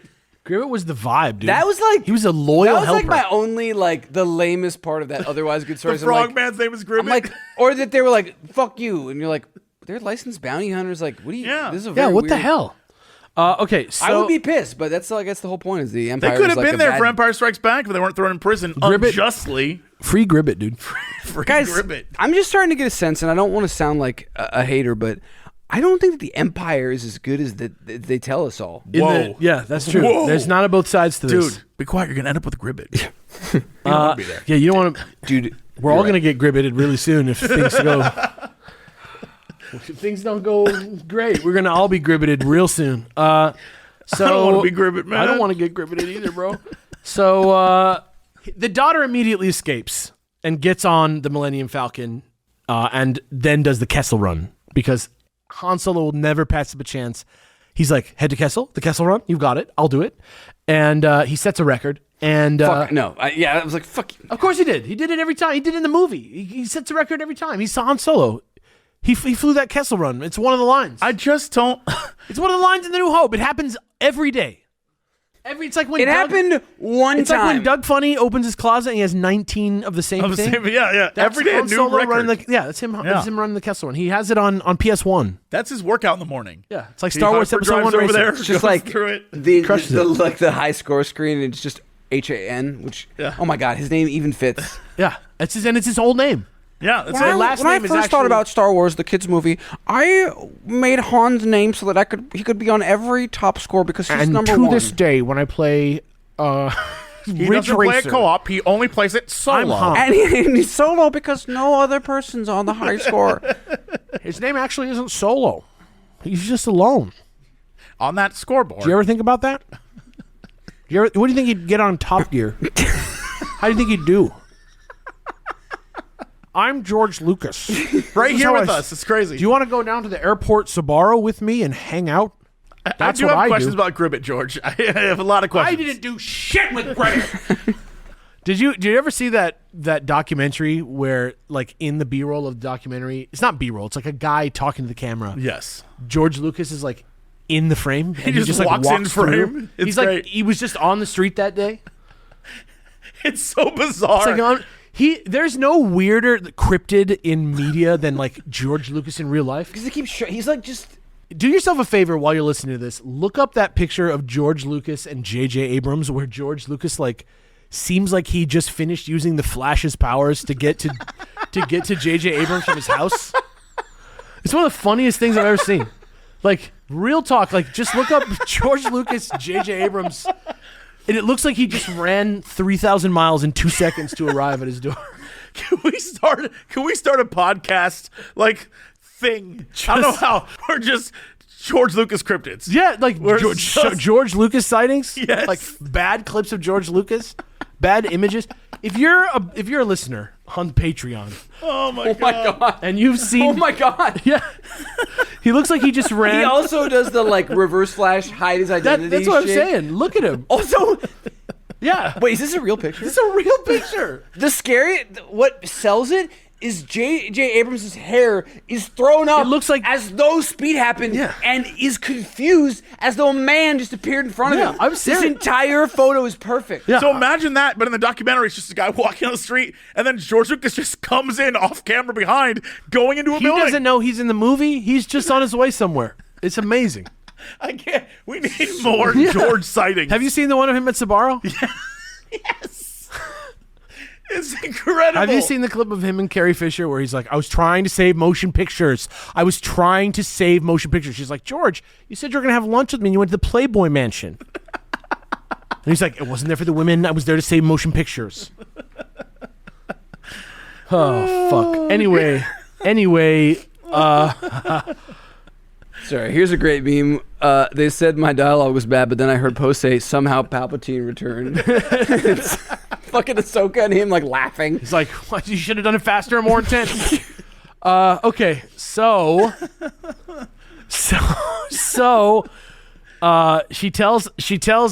Mira tells everybody what's going on, tells Luke and Han, and that it's going to fuck up the rebels like planets. Any planet that has rebels is going to get their weather fucked up. So they're going to go to planet Ryan Johnson, which is spelled just like his name. No, it's actually not. His name is Rian. It's Rion. And they get Just as weird of a way to just not say Ryan. That's true. That's true. Or I guess it could be Rian. I don't know. He's from like Irvine or something. Like, you never Yeah. know. People just get bored in Yeah. places like that and just name their kids names and just spell them wrong. I don't know.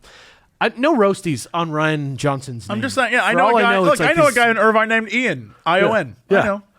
That's the name of the best Green Lantern. Wait, he wasn't Ion? No, Ian. That'd be so much cooler. I agree. If your name is Kyle Rayner. Okay, so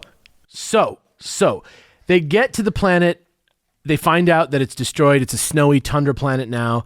They find out the next planet's Kessel. They go to Kessel. They get to the doctor's hidden lab, which is on like an upside down, like Katamari Damacy. Like, I don't even know. It's like a fucking like tower that like gets wider the higher it gets. Sure. Which is a dumb thing. And then the lab is like hidden at the top on this like the base of like a little pylon that you couldn't see from most angles. So it looks pretty cool. They get there. It turns out it's the father-daughter lab. And he has this like weird transmitter in there that's like, you have to get in it. You have to like be in it to like send your image somewhere. And they don't really explain it. And it gets real weird. It's so weird because it's like her beaming all over. It's like a ghost hoax machine. Don't they have like the droids like make sure she's okay? They leave her inside the cage with the droids, and the whole time that they're gone, I don't know what the this whole is a time reference to or what this is supposed to be. Sci-fi, dude. It's Just fucking sci-fi. weird the whole time for that no she's in reason. the whole time she's in it. You know what works better than this? Any other communication system, Phone call. except for Bloodso's disease, like just them calling each other, works every time. But they couldn't. The Empire, dude. You're right. Yeah. Hey, I got did you it. there. I got you there. So wait, so she's in there literally talking to nothing, hoping that it's going to happen. And they go bust a mission elsewhere in the galaxy. And while they're doing that, she just continues with two droids, which is basically no one, just pleading to let her father know that she's alive. So that's what she's doing this whole time, in case you're wondering. The funniest part is later, there's like, you find out that she's like beaming herself aboard the ship, an image of herself, but that it's like very inconsistent and it like appears, she like rotates and appears in weird, like halfway through bulkheads and stuff like that. And there's like a scene where like the stormtroopers see it and they're like, oh fuck, it's back, get it. Like they've been like haunted by some girl for like weeks or something. It's cute. That was fun. Yeah. But I don't know, other than that, like the idea that that's how they felt makes me feel like something really insane. Like she was doing that for like days. I don't know. But yeah, they try to do it. They sneak away. Luke, Han, and Chewie get aboard the ionic ring and try and take it over. And then finally, when the doctor finally sees this hologram and realizes his daughter's fine, he decides to fight back against the Empire and sets the thing to explode. And they all leave. And just like Rogue One. And they get back to Kessel and it's all good. Yep. It's all good. Just like Rogue One. And then we're on to number 7. Luke is delivering microbooks to a school on a random planet, and then Empire captures the teacher and her students, which is crazy. And then one of the students is the son of the teacher, and his name is Bird, but it's spelled B-E-R-D, and they all wear little like soldier hats, like from like little nutcracker soldiers from Christmas time. Every child on the planet wears like a little square hat. You ever feel like sometimes it looks like they have a Happy Meal on their head? Dude, I forgot how many different fucking stories are in this. Yeah, some of these are just like, look, we got to put something out. Yeah. I mean, it's not like that. It's just that, like I said, Luke Skywalker went to go help kids with microbooks. It's like I say, the realism and the groundedness. It's like pure artifice. It's like almost trash. There's like People are gonna read this and there's like the dumbest line, but also because of the prequels, kind of works now. That Vader says, "That's just like this is not what a cool line for a villain to say." Vader, it's you like, complete asshole. Transmit galaxy-wide that I intend to terminate that teacher and add the children to sweeten the bait. Vote I was for just me. I was like, Vader. that's like the worst.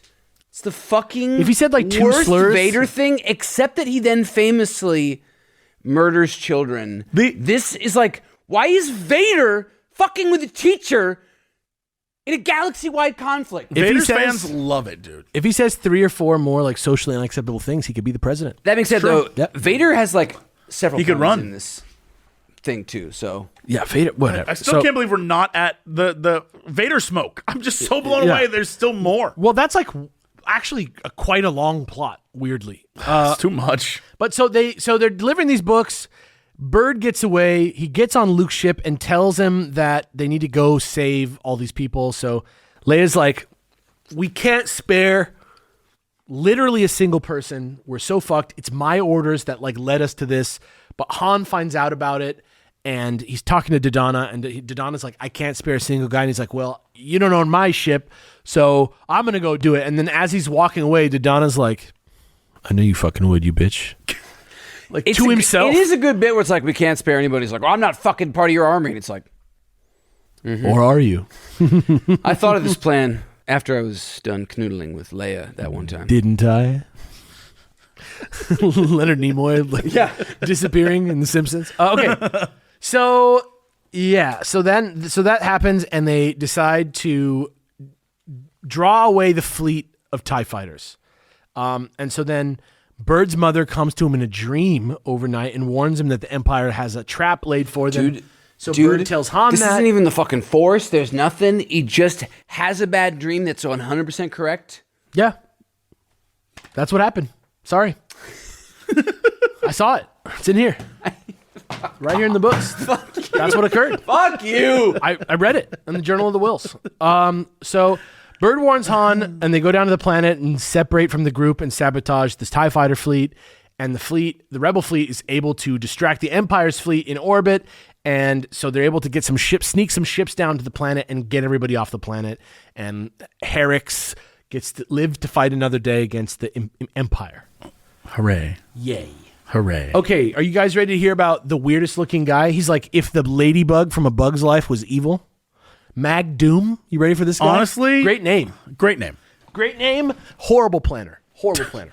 So now we're on Arda 2, which is a neutral planet, and they're arguing with the people who are in charge of the planet because they need new defense systems for the X-Wings because they have given the X-Wings So many. It's convoluted. My brain ejected for being.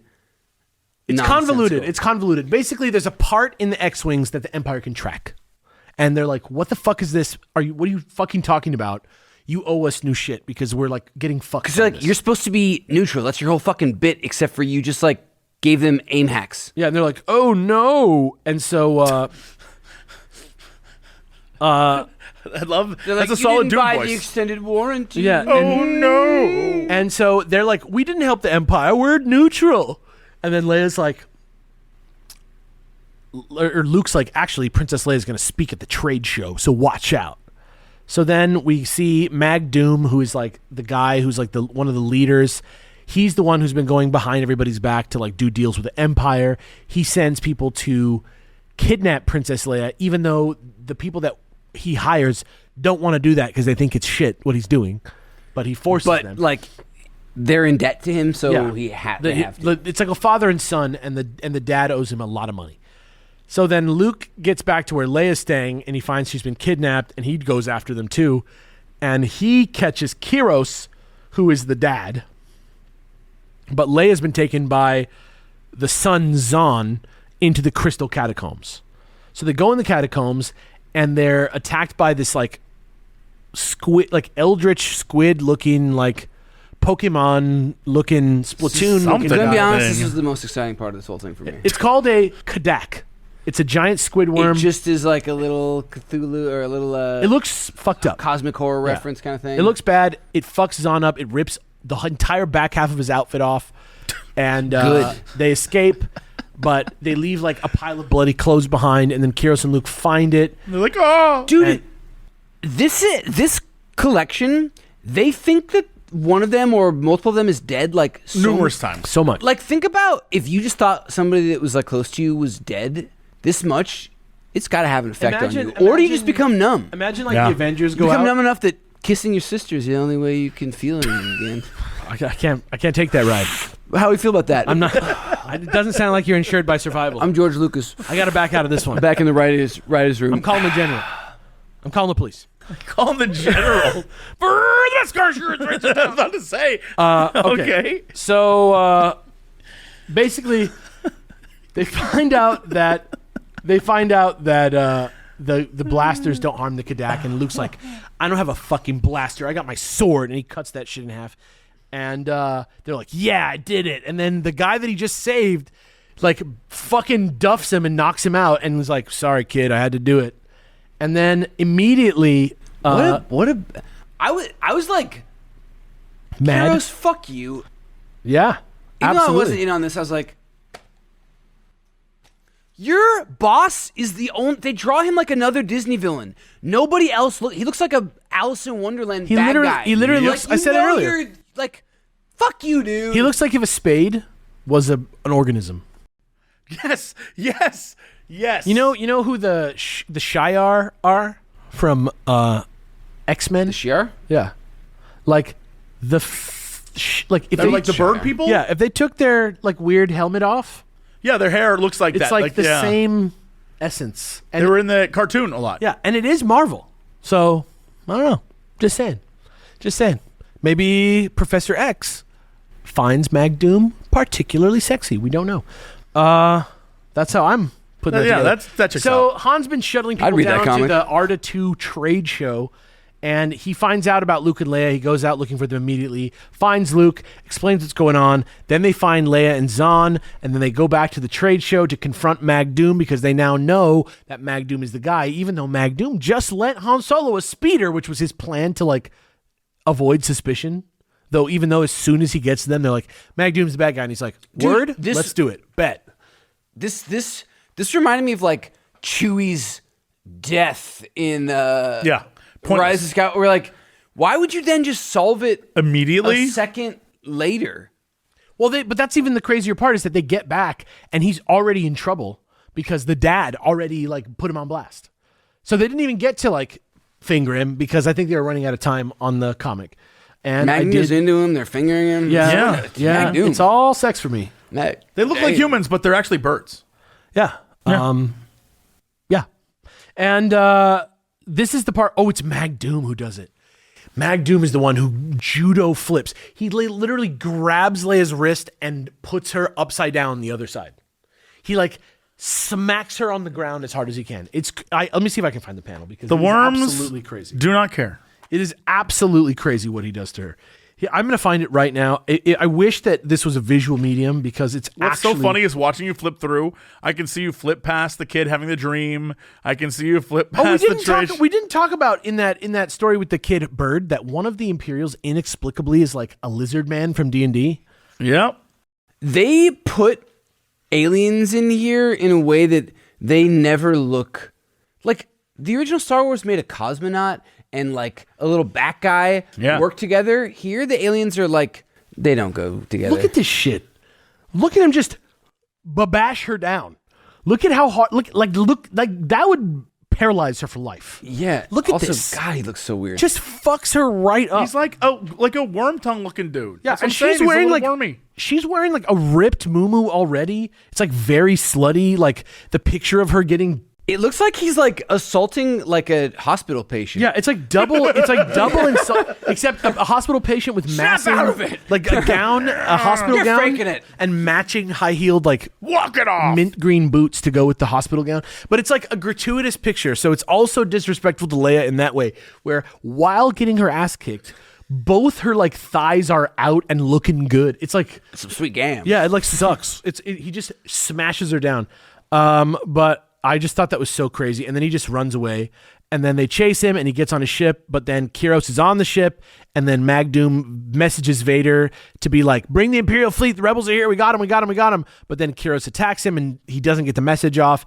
And then Vader doesn't know which of the 3 planets that the rebels are on. So he's like, destroy them all, which is fucking wild. Which I guess like because they destroy a planet in the first movie, you could think He got that's his the thing taste they're cool for it. with. Yeah. But like again, knowing like how the Star Wars universe is, how they're just trying to full on destroy planets so often, and this is like Makes sense why they it was a big deal one time, but like whoa, yeah, but they didn't know what else the Empire did. Like this, all they had was this one movie to work with. So And it's like turns out the Empire didn't know. They kept building Death Stars. They were Yeah. like, this is us now. This Guys, is what we do. This is what we do. 40 here's years my idea later, for another one. Their Let's just children do- building another. Build another Death Star. Yeah, Yeah. they're like, dude, this one in a planet.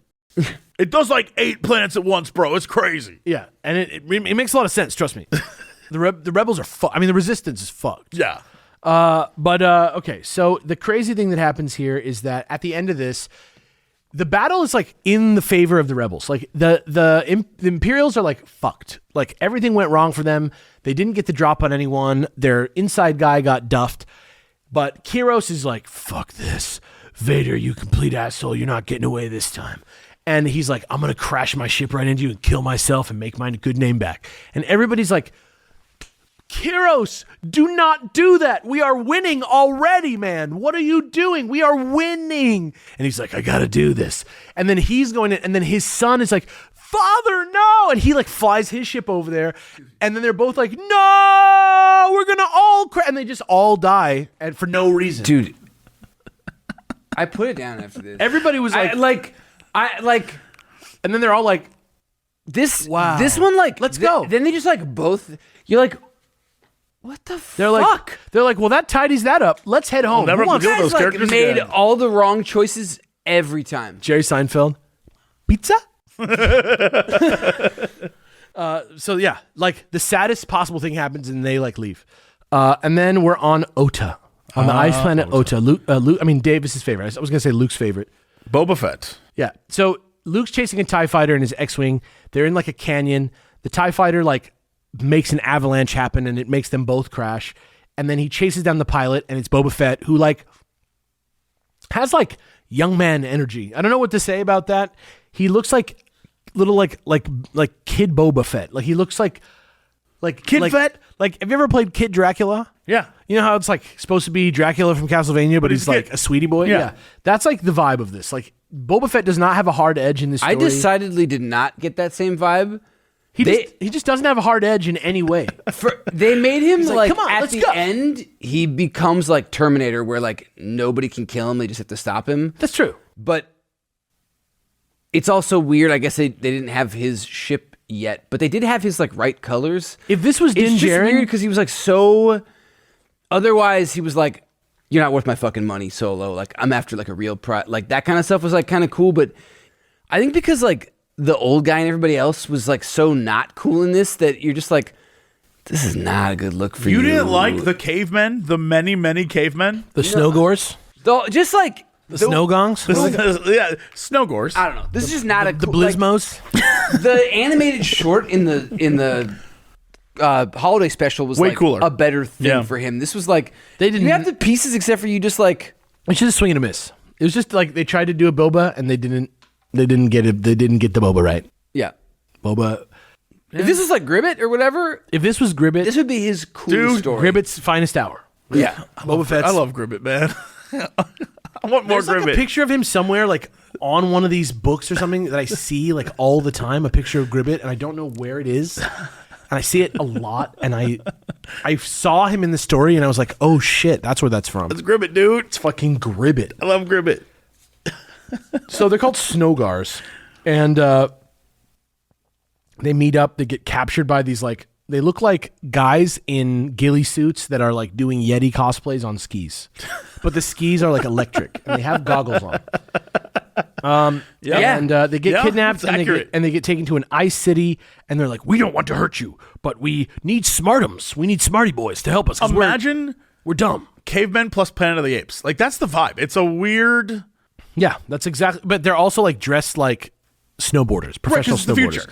Yeah. So they don't want them. They want them to like fix their old machines, which like heat the city, and now they're dying because they don't have any more heat. Boba Fett says, "Fuck that!" Kills two of them, and they leave. And then they get back to the Falcon, and the other rebels follow Luke's tracks. Han and Leia get kidnapped by the other Snowgars. Chewbacca fights a snowworm, this like blue, cool-looking snowworm thing that looks like kind of like one of Ursula's eels, kind of. I don't know. It's like blue. It looked sick. It was huge. It gets carried, and then Chewbacca gets carried off, and then Luke, Han, and Boba Fett like get in a little fight first to like establish like when my dog meets a new dog, and they all got to like growl at each other for a little bit. But then they find out there is still a little bit of power in the city where the Snowgars don't go. And they go to that part of the city, and they find this guy called Mole. Yep. And Mole turns out to be the guy that saved Chewbacca, and Chewbacca's with him. And then Mole has like knockout gas that he uses on the whole group. But before he escapes, Leia just stops him.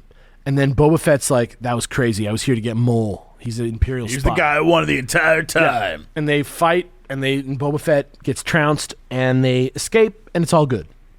Great story. Fun times. Simple. Yep. This will be the last time you see. He does have a cool like knee gun like he fires his knee gun in this, which was kind of like. I think that's canonical. I think they include that. Oh, he has one. Yeah, later on in the game. I think Jango Fett has one too. Yeah, it's like a little like pew. Yeah. In Terras Kasi, I think he has like an SRK where he uses that interesting knee gun. Terras Kasi, man, just wait. We got so many surprises. Guess what? We're gonna line it up with Evo. We're gonna host our own tournament, and if you come and you beat us, something will happen. Justin Wong, come on down. I don't want to say, but maybe a special guest. I'm not saying Justin Wong. Can we get him? I don't know. Come on down. I think we can get Justin Wong. Maybe somebody big. Could we just literally find someone else named Justin Let's Wong? get Henry Cavill. Let's get Henry Cavill. He's huge right now. Yeah, I actually know his day rates. Don't ask me how I know. What are they? We can't afford him. What are they? A lot. Can we not say? I actually don't know if I'm allowed to. All right, fine.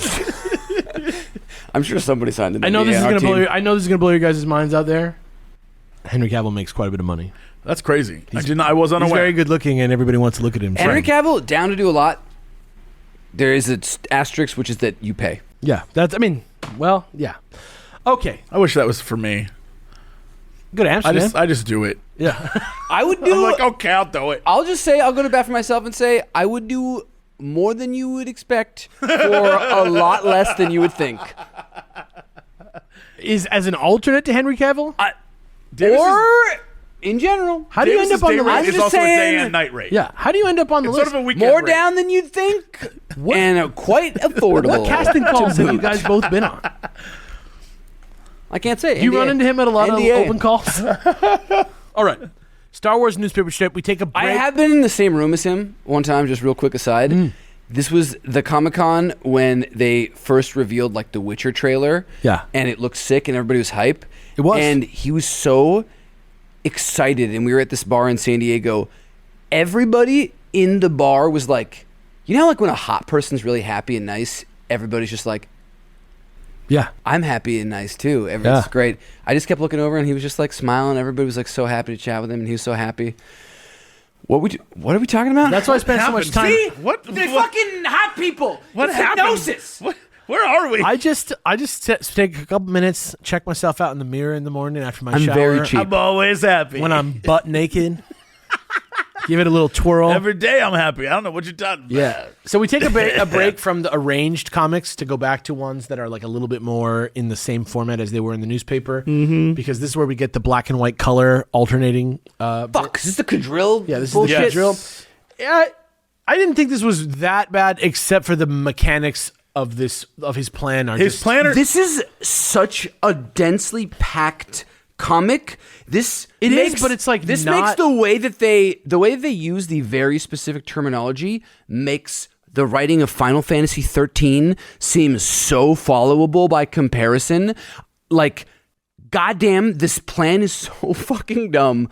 Also, by the way, the Kunda stones, are like the everything stone. Yeah. It is in every piece of tech. Lightsabers. Yeah. It's like blasters, medical supplies, everything. Radios. It's fucking Comlinks, why am I blanking on what Wakanda has?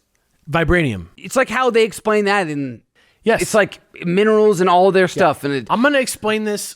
I'm not going to go beat by beat through this because it was actually pretty dumb how they laid it out. and in this case, because there were so many like Turtle or other people, when it went to color and back, I like the art changed such that I like couldn't recognize characters, which also then made it, at least personally, Luckily, most of them just say the same really thing every hard time for they're on me screen. to follow. Yeah. I mean, literally, they all just, none of them really say more than two lines. Like, they just repeat the same line. For the record, Vader's plan, ignoring the gas. The reason why he needs these stones is to put them in the masks of stormtroopers.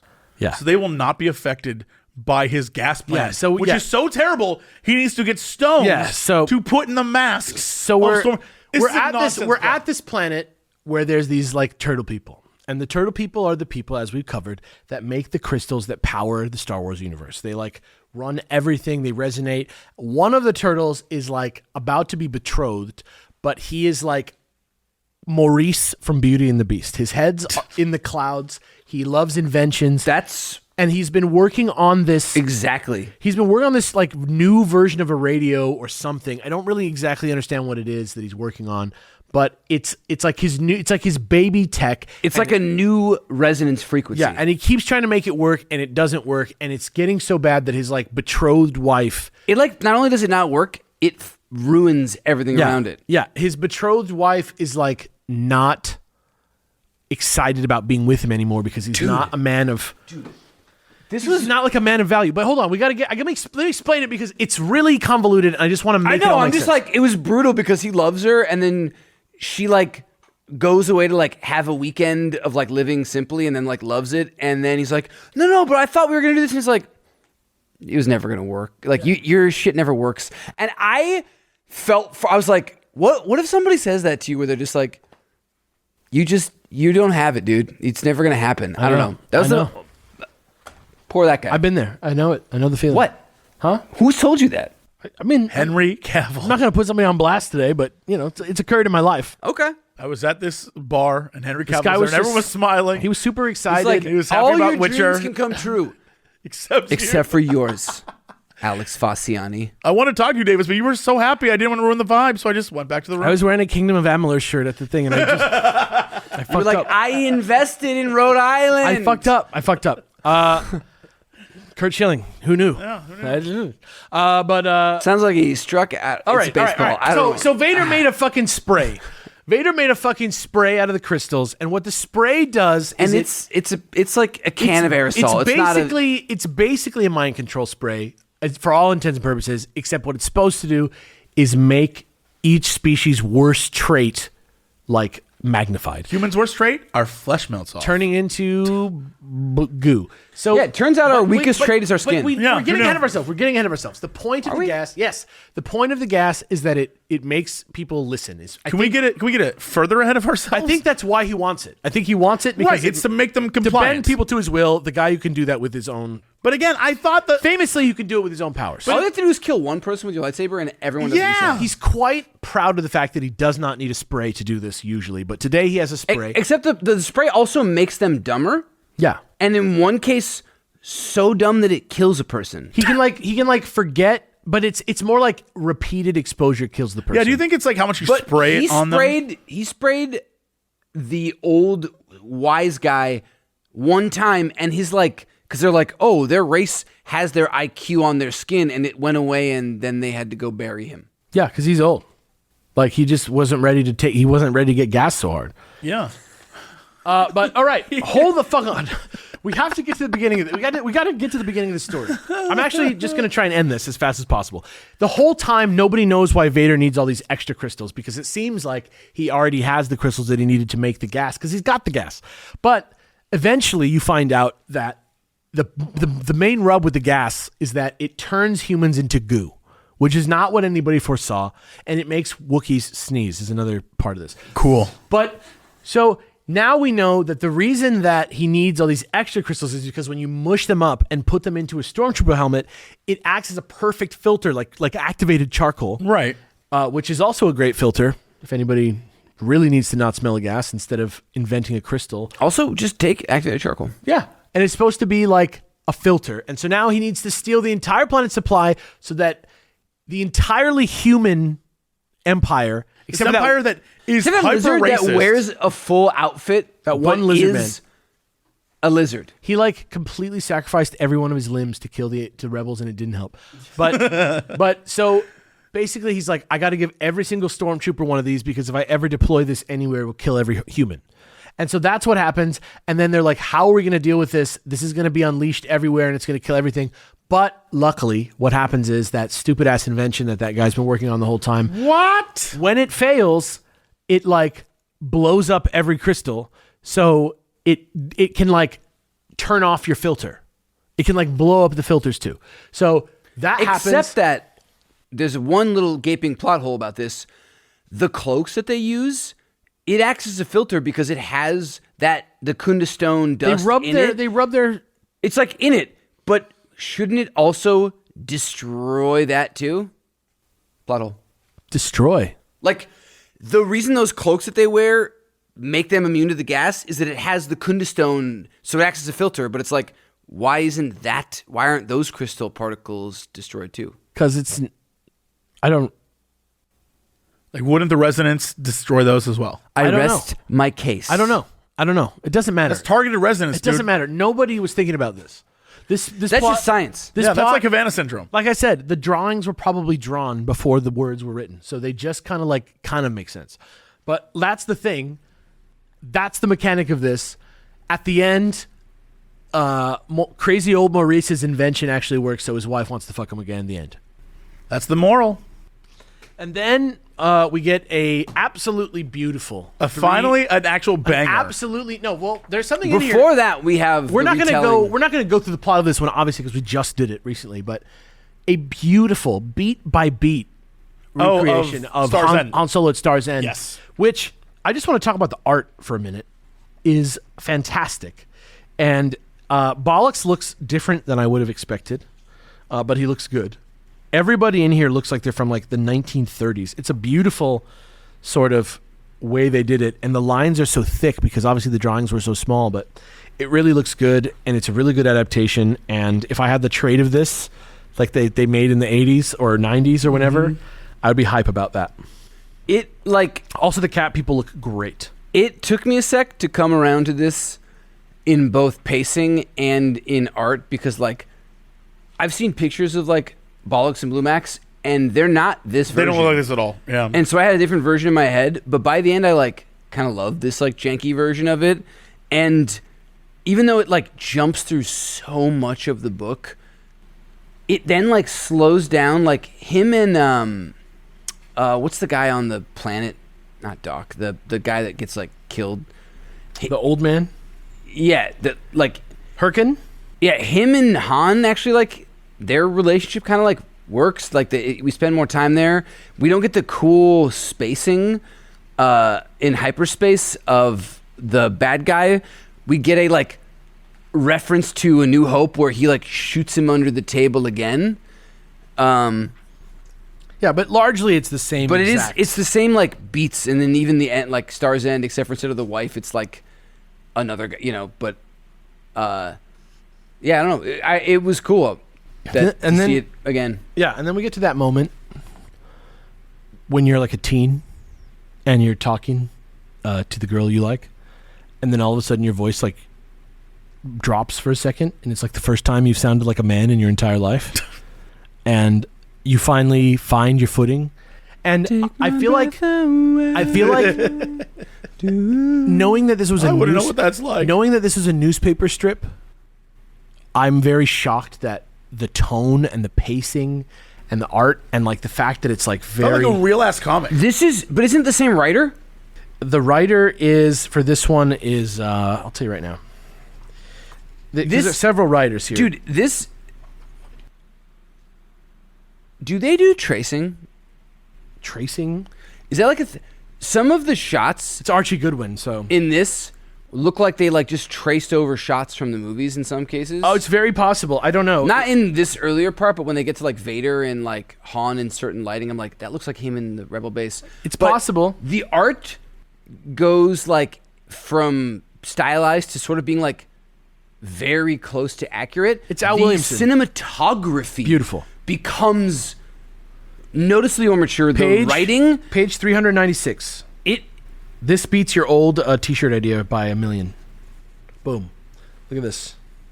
which old t-shirt idea? The t-shirt of the hyperdrive? I Yeah. want that hyperdrive t-shirt so badly. The one that you were talking about for the first comics that we read, but look at this. Oh yeah. Look how cool this is. Look at that. yeah, it's gorgeous. Falcon taking off. This was like such a pleasure to read. I was like, "Fuck yes!" The only- and it mentioned mentions Empire in the beginning, so this is why I'm like, this is right. This is like it's between. the This first- is in 81. Yeah, this takes place between them. no, but But it meant, like- but Empire has now come out Yes. because Yes. they're like after this, but before this, and I'm like, and the dynamics between Luke and Han and Leia have officially like changed, and Han is officially The guy. But also, and also having read this and then all this stuff, Han has like been around. Your first read is like this fucking guy, and then he's like, what? The guy that like is the most understanding, has the most like wisdom, is the most tactically cool. Like, yeah, obviously him. That's what I felt after I watched the movie Solo: A Star Wars Story. Anyway, I'm just kidding. There is one I thing did I like wanna that say movie about just this. fine. It's fine. It's a fine movie. I have it in 3D. You want to come watch it? I do. I think I actually do have it in 3D as well. The art in this is gorgeous. Yeah. But one of the things I think about the recolorization that is absolutely hilarious is Pink Vader.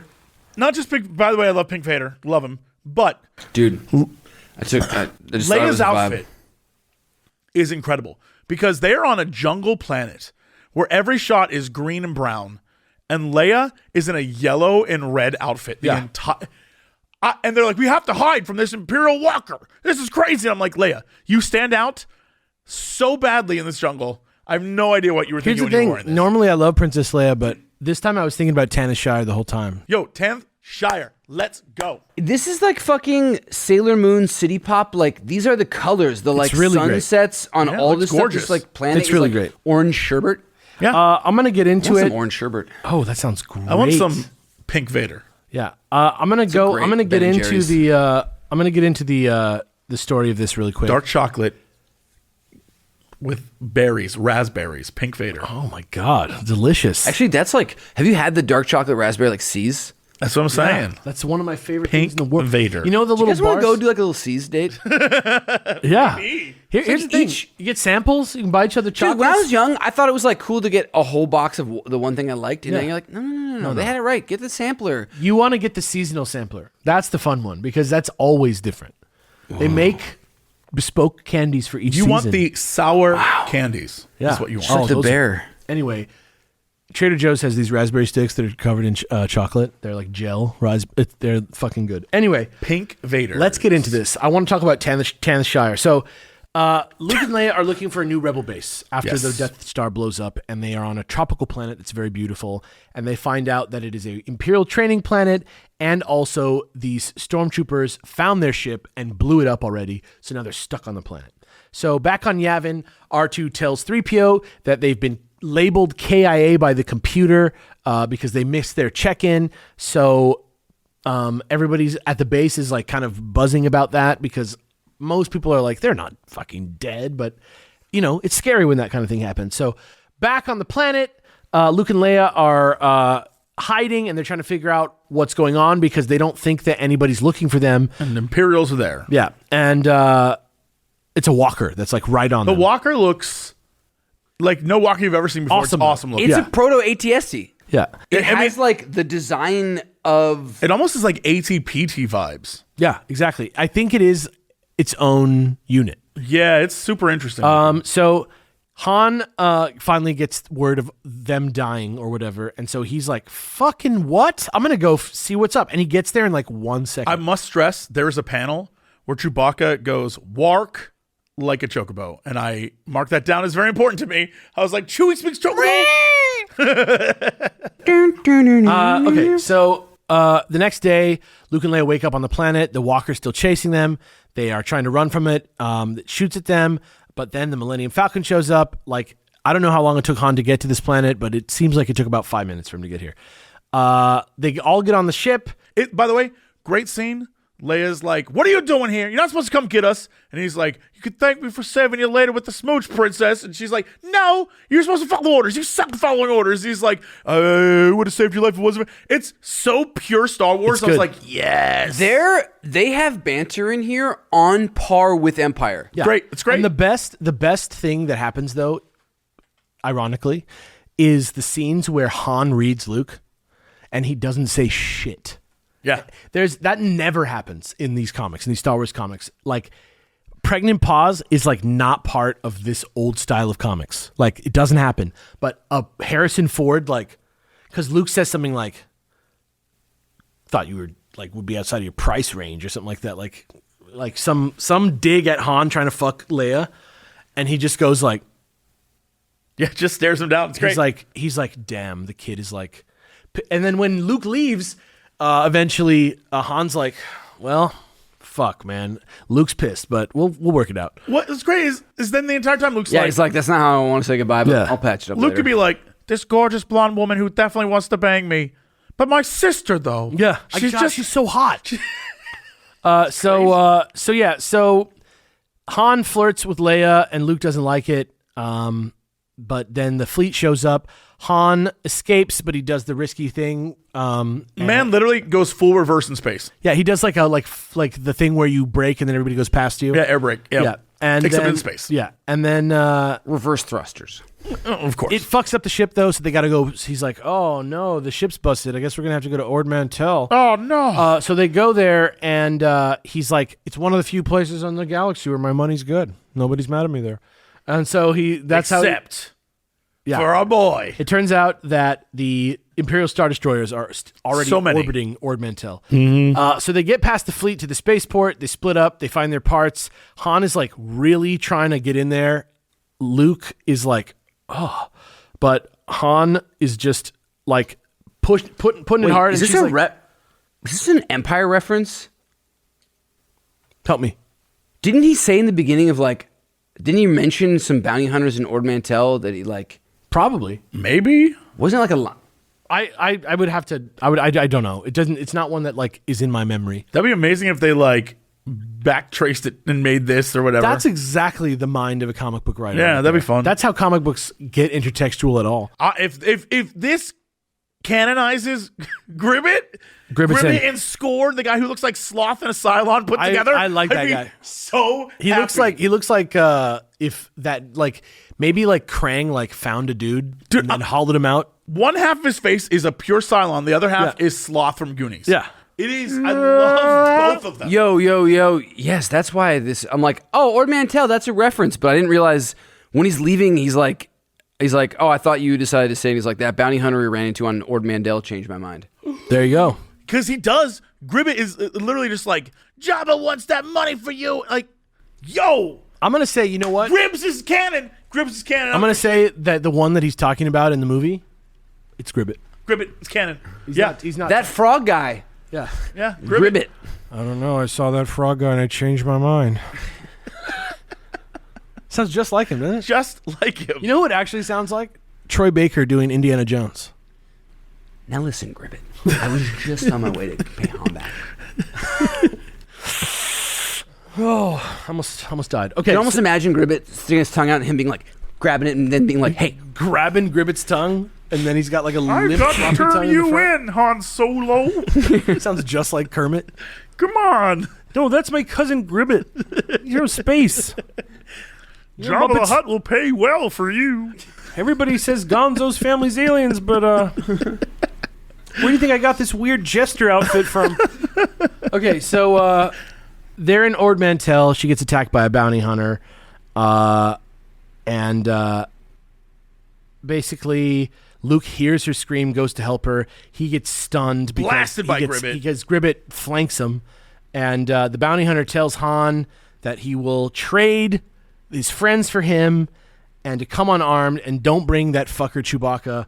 And Han's like, he said that specifically. It was pretty offensive." he said, don't bring that big hairy fuck Chewbacca. The reason they get the note and stuff to him as proof, they send the lightsaber. Yeah, he gets the lightsaber like a finger. Yeah. And it's Score is the name of this guy, Skorr, who I believe comes back also in the Valance book. If you ever want to read that, by the way, especially you, I know you liked Valance, like. No. Yeah, the Disney Valance. I didn't is like good. Valance. I loved it. I fucked him in my dreams. Handshake. God, dude. It's like He gets me. it's better than getting a handshake from Paul Hollywood. I bet it's like really good. Okay, you Really? know that one? From Great British Baking Show? Yeah, I don't ever get on there, but like every once in a while, I do a joke funny enough that you give me an actual handshake. So Luke and Leia wake up, Score's captives. They're like, oh fuck, I just got stunned in the back of the head. That sucked. They're like on like a platform, like almost like a plank on a pirate ship.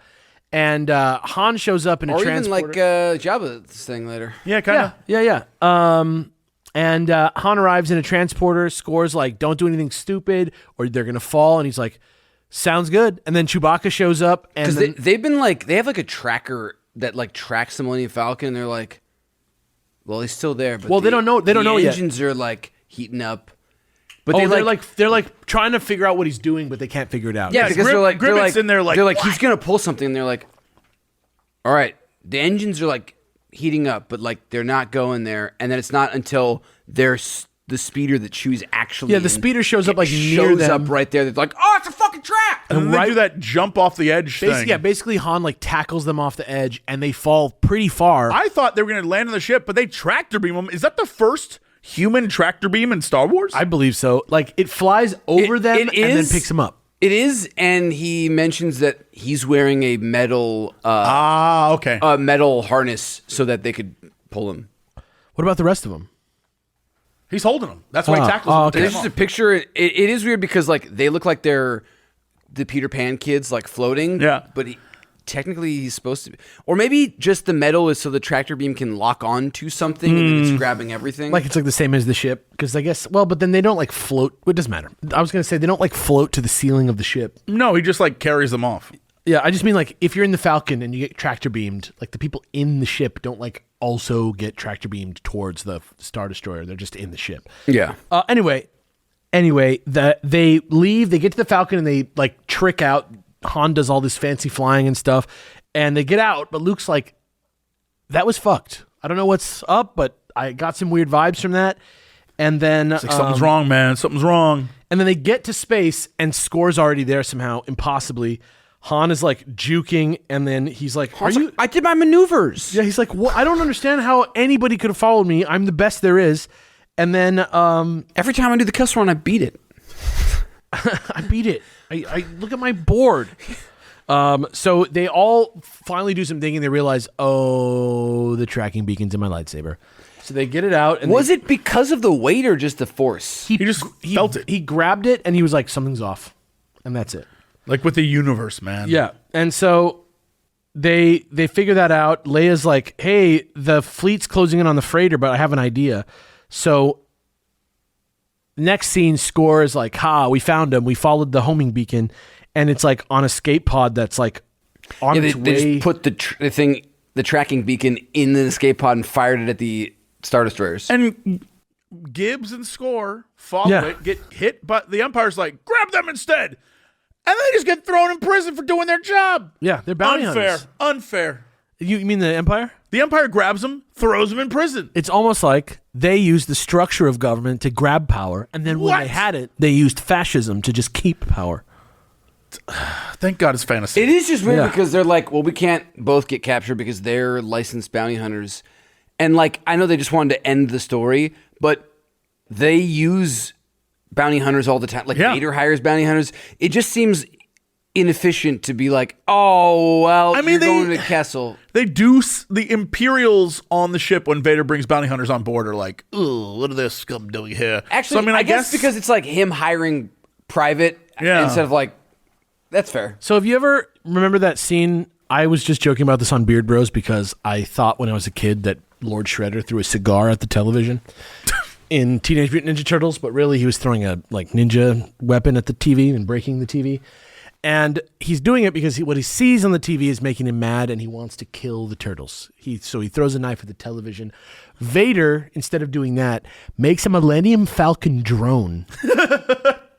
Which he then, But the setup for this, is not a drone. The setup for this is they escape. The next scene is Vader chasing down the Millennium Falcon and blowing it up. I kept going back and forth trying to understand if I missed I didn't understand what was happening, and then I just kept reading. I'm like, okay, this is just a different. He's so obsessed. He built a drone of the Millennium Falcon to target practice on, and he's like, I'm the best. Yeah. So then that's what's happening. And this is the weakest part is that he uses that, and then he's like, but we need a bigger, like, he uses this as reasoning to make the Super Star Destroyer.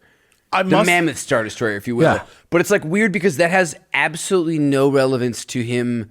This is some Valance shit. If you ever want to see a picture of Darth Vader leaning over a table looking at blueprints of a Death Star, this is the comic for you. Yeah, they got it. And he like chokes out one of the dudes just to like Poor Griff. just Except for it was all a ploy. I know, but And he gets a great pun in here. what? He's like He says, "Get a grip, you little bitch." Get a Griff. No, he's like, Get a griff, anyone you who little doubts bit. that, like, Admiral Griff here is headed for a fall. And then he drops him. It's good. Good Vaderism. And I'm just like, Vader, you little bitch. God, you have so much fun. And so the remaining commanders are like, let's just let's just entertain him because he's really dangerous. But, and like, then F maybe, that guy. And maybe his own hubris will kill him. They literally drop a Tarkin's hubris got him. Yeah. So many Vaders. My favorite part is one of the dudes is like, that damn wizard. I was like, yo, they're bringing it back. Let's go. They call him Lord Darth Vader in this. Yeah. Yeah, and Luke is like trying to tell Leia that he like is mad about Han back at base. He's like, oh, the way he talks to you, Yeah, it's but- like you like it. Yeah, but he doesn't She's get like, kinda. Yeah, but he doesn't get to do it because something enters the orbit. He goes to get it, and it's a message to the rebels from the fleet commander who's like, I want to betray Darth Vader. Yep. So then they listen to it, and they're like, I need one guy to come because I figured out what his plans are. And Luke's like, I'll fucking go so that I don't have to watch my girlfriend go with this cool guy. And he like leaves, and then I must stress that the Empire evil guys, like the communication is straight up just, Vader wants to be our boss, but we want to be our boss. So if you get rid of our boss, we'll be the boss. We'll be boss. You can help us, please. Big And I'm like, boss. why would the Alliance ever respond to this? the I'm enemy like, of my okay. enemy is my friend, Darth. So Just let them eat each other up. It the makes no droids, sense. Luke and the droids fly after the shipyard. The giant ship is being built for Darth Vader. Luke gets to the ship. It proves that it's not a trap, at least as far as he understands so far, that there is a job for him there. He gets a job doing droid repair on board. And then you see another part of the ship where Vader and Griff are like now talking. Oh, Griff. And you find out that it's all a con, and that like it's just kind of like Vader doing what he always does, which is like let people believe that they're fine when they're not fine. And Luke goes to work. He gets stopped because he has these droids. Griff shows up and is like, what are you guys doing? Just let him in. Just let him in. He's just here. Like, the job is hard. He has these tools. They're the droids. Fuck the rules. Just let him in. Stupid idiots. And then he goes to work and he meets the babe of all babes, my favorite Star Wars babe I've ever seen. Dude, Tanis Shire, extremely confident, like not besought by men type of woman. She straight up spends the entire time being like, Tanith Shire knows what she wants. Yeah. And she wants you. And Luke's just like, whoa, oh man, this girl sure is forward. Not like Leia at all. I miss Leia. I'm like, bro, Shire is the best woman in the galaxy. Look, You're out of your mind. he's not ready for prime time. You know what's crazy? Do you remember that one story that was And in the he Disney ends Star up- Wars? He does okay in the end, I would say. Yeah. But you remember that story from the Disney Star Wars where it's like Luke and this like girl? Oh, in his solo, like that. And he book?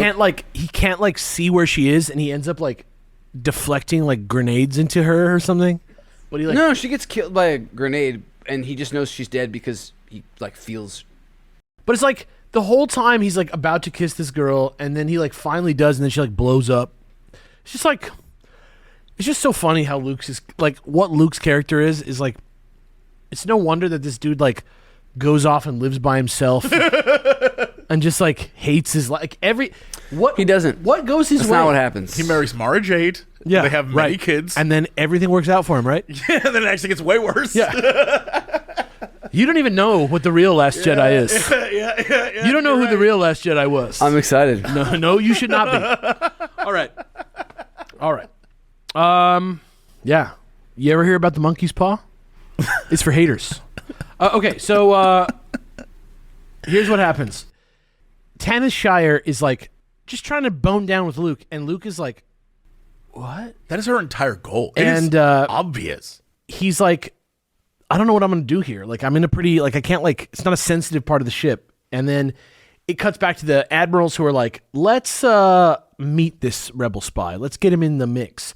And so they hear Vader's gone. So Griff's like, Well, it's like Griff, and at this point, Griff has been revealed to just be Vader's stooge. he's literally like Ochi. and he's just there like because Vader wants to clean house of people that aren't loyal to him. Yeah. Which is Classic. so tight, and like I don't know if this is a good time to talk about it or after we're done wrapping this, but while I was reading this, I was listening to Dan Carlin's Hardcore History about what is it called? Supernova in the East. Yeah. Basically about Japan in World War II, because Alex like listened to it, told me to listen to it. It was fucking good. And it happened to be so hyper, like, one, it taught me all about like naval combat and how it was modernized and changed, which is something I didn't, even though I've like played video games that I haven't had it clearly explained to me as much. And I kind of like forgot that all of Star Wars combat is based off of George Lucas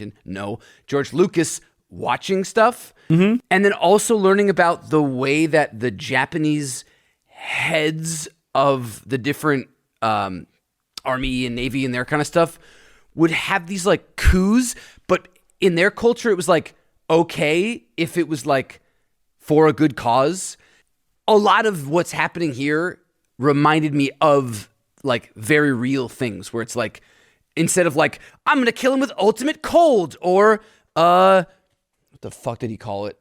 Pacifog or whatever. It's just like Vader's scheme is a very grounded scheme of like killing anyone that doesn't toe the line for him. Yeah. Also, we never mentioned that it was called Pacifog, which I think bears mentioning. And I just want to say, I think we can all agree that's a dumb name. Yeah. I just pulled up my note, like Pacifog, Visiscreen, Interrachair. That run particularly, they just took two things and put them together. I guess side tangent on a side tangent. We talk about like learning more from failures than from good things. One thing that reading these taught me is like, if you're going to write a sci-fi story, don't be like, I use my zapper on him. Just use words like nice shot. Like take out hyper technical terms, because it actually doesn't sound good. Nobody says that. It would make a lot of these like things read a lot simpler if you don't call it an Interrachair. Also, if the gas doesn't pacify every species, why is it called Pacifog? Like if the main species that it's going to interact with turns them to goo, it should be called like goopify. Well, I mean that's the problem. That's he screwed up. He's just got great branding. Anyway, Vader's a good brand. But with the stuff like, people treat the Death Star weakness like it's a plot hole that needs to be fixed. And these big battles, the whole thing going into World War II was they thought battleships were the fucking Omega. They thought they were the Enterprise. Yep. They were like, and then they learned very fucking quickly that no, one bomb could destroy the entire thing in seconds. Like, underwater. To me, Death Star is like, not only is the way that they do combat based off it, like literally the Death Star, and the lesson there is what they had to learn, that like a cheap, shitty plane could level your like $1 billion 5-year in production warship. And so it's interesting that Vader, like they don't even talk about it. He just has it in the next 2 movies. But here it's like, I have to go bigger. To be fair, and they ended up with a sniper rifle Death Star by the far future. Sure. Very safe. I'm just like, it's just interesting that he's like, I need a bigger one of these. And I always was like, man, it's a little bit like, I guess you're gonna like suspend your disbelief that people can like juke Star Destroyers so easily, but also apparently that's actually not unrealistic. I've done it in a game. Yeah, well, I don't know. Which, I just thought it was like main character energy, but after hearing this thing, I'm like, oh no, this is like actually accurate. Like small planes that deliver bigger bombs or can do whatever. Totally could happen. Are like, that's how you beat a big ship. Yeah. But it makes sense that you would make a Super Star Destroyer, for example, as a platform to launch like 50 bajillion TIE fighters. It's an aircraft carrier. Yeah, compared to a second Death Star, which still makes no sense. Never really did, but whatever. It's like a really big handgun. It's bad. Yeah, I guess I haven't looked at that, and maybe they're not doing it 1-to-1, but like the Star Destroyers also, they only launch from the bottom, right? Yep. Right. Which is a huge problem. Massive flaw. Yeah. But okay, so Griff reveals himself to Luke and is like, I'm the guy. You're the spy. I'm the guy. And you need to like do some sabotaging. And he's like, cool. And then Tanith, he's like, Tanith, what the fuck are you doing here? He like runs into her and she's like, listen, bitch, when you said no to me, I followed you to see what the fuck you were up to. No one says no to Tanith. Yeah. And now I know. So go fuck yourself. I love Tanith. And he goes into the tunnel and then Vader is like actually there and not gone. And so it's about to go Hopefully down. no smoke will get in my way. Yeah. So then we're on the last issue of the entire book. And the only dumb part about this whole thing is that the generals or the admirals would agree to meet him. Everything else about it like makes sense, but if they were like, we can't all be found in the same room, like send an aid. Right. Luke goes with Griff.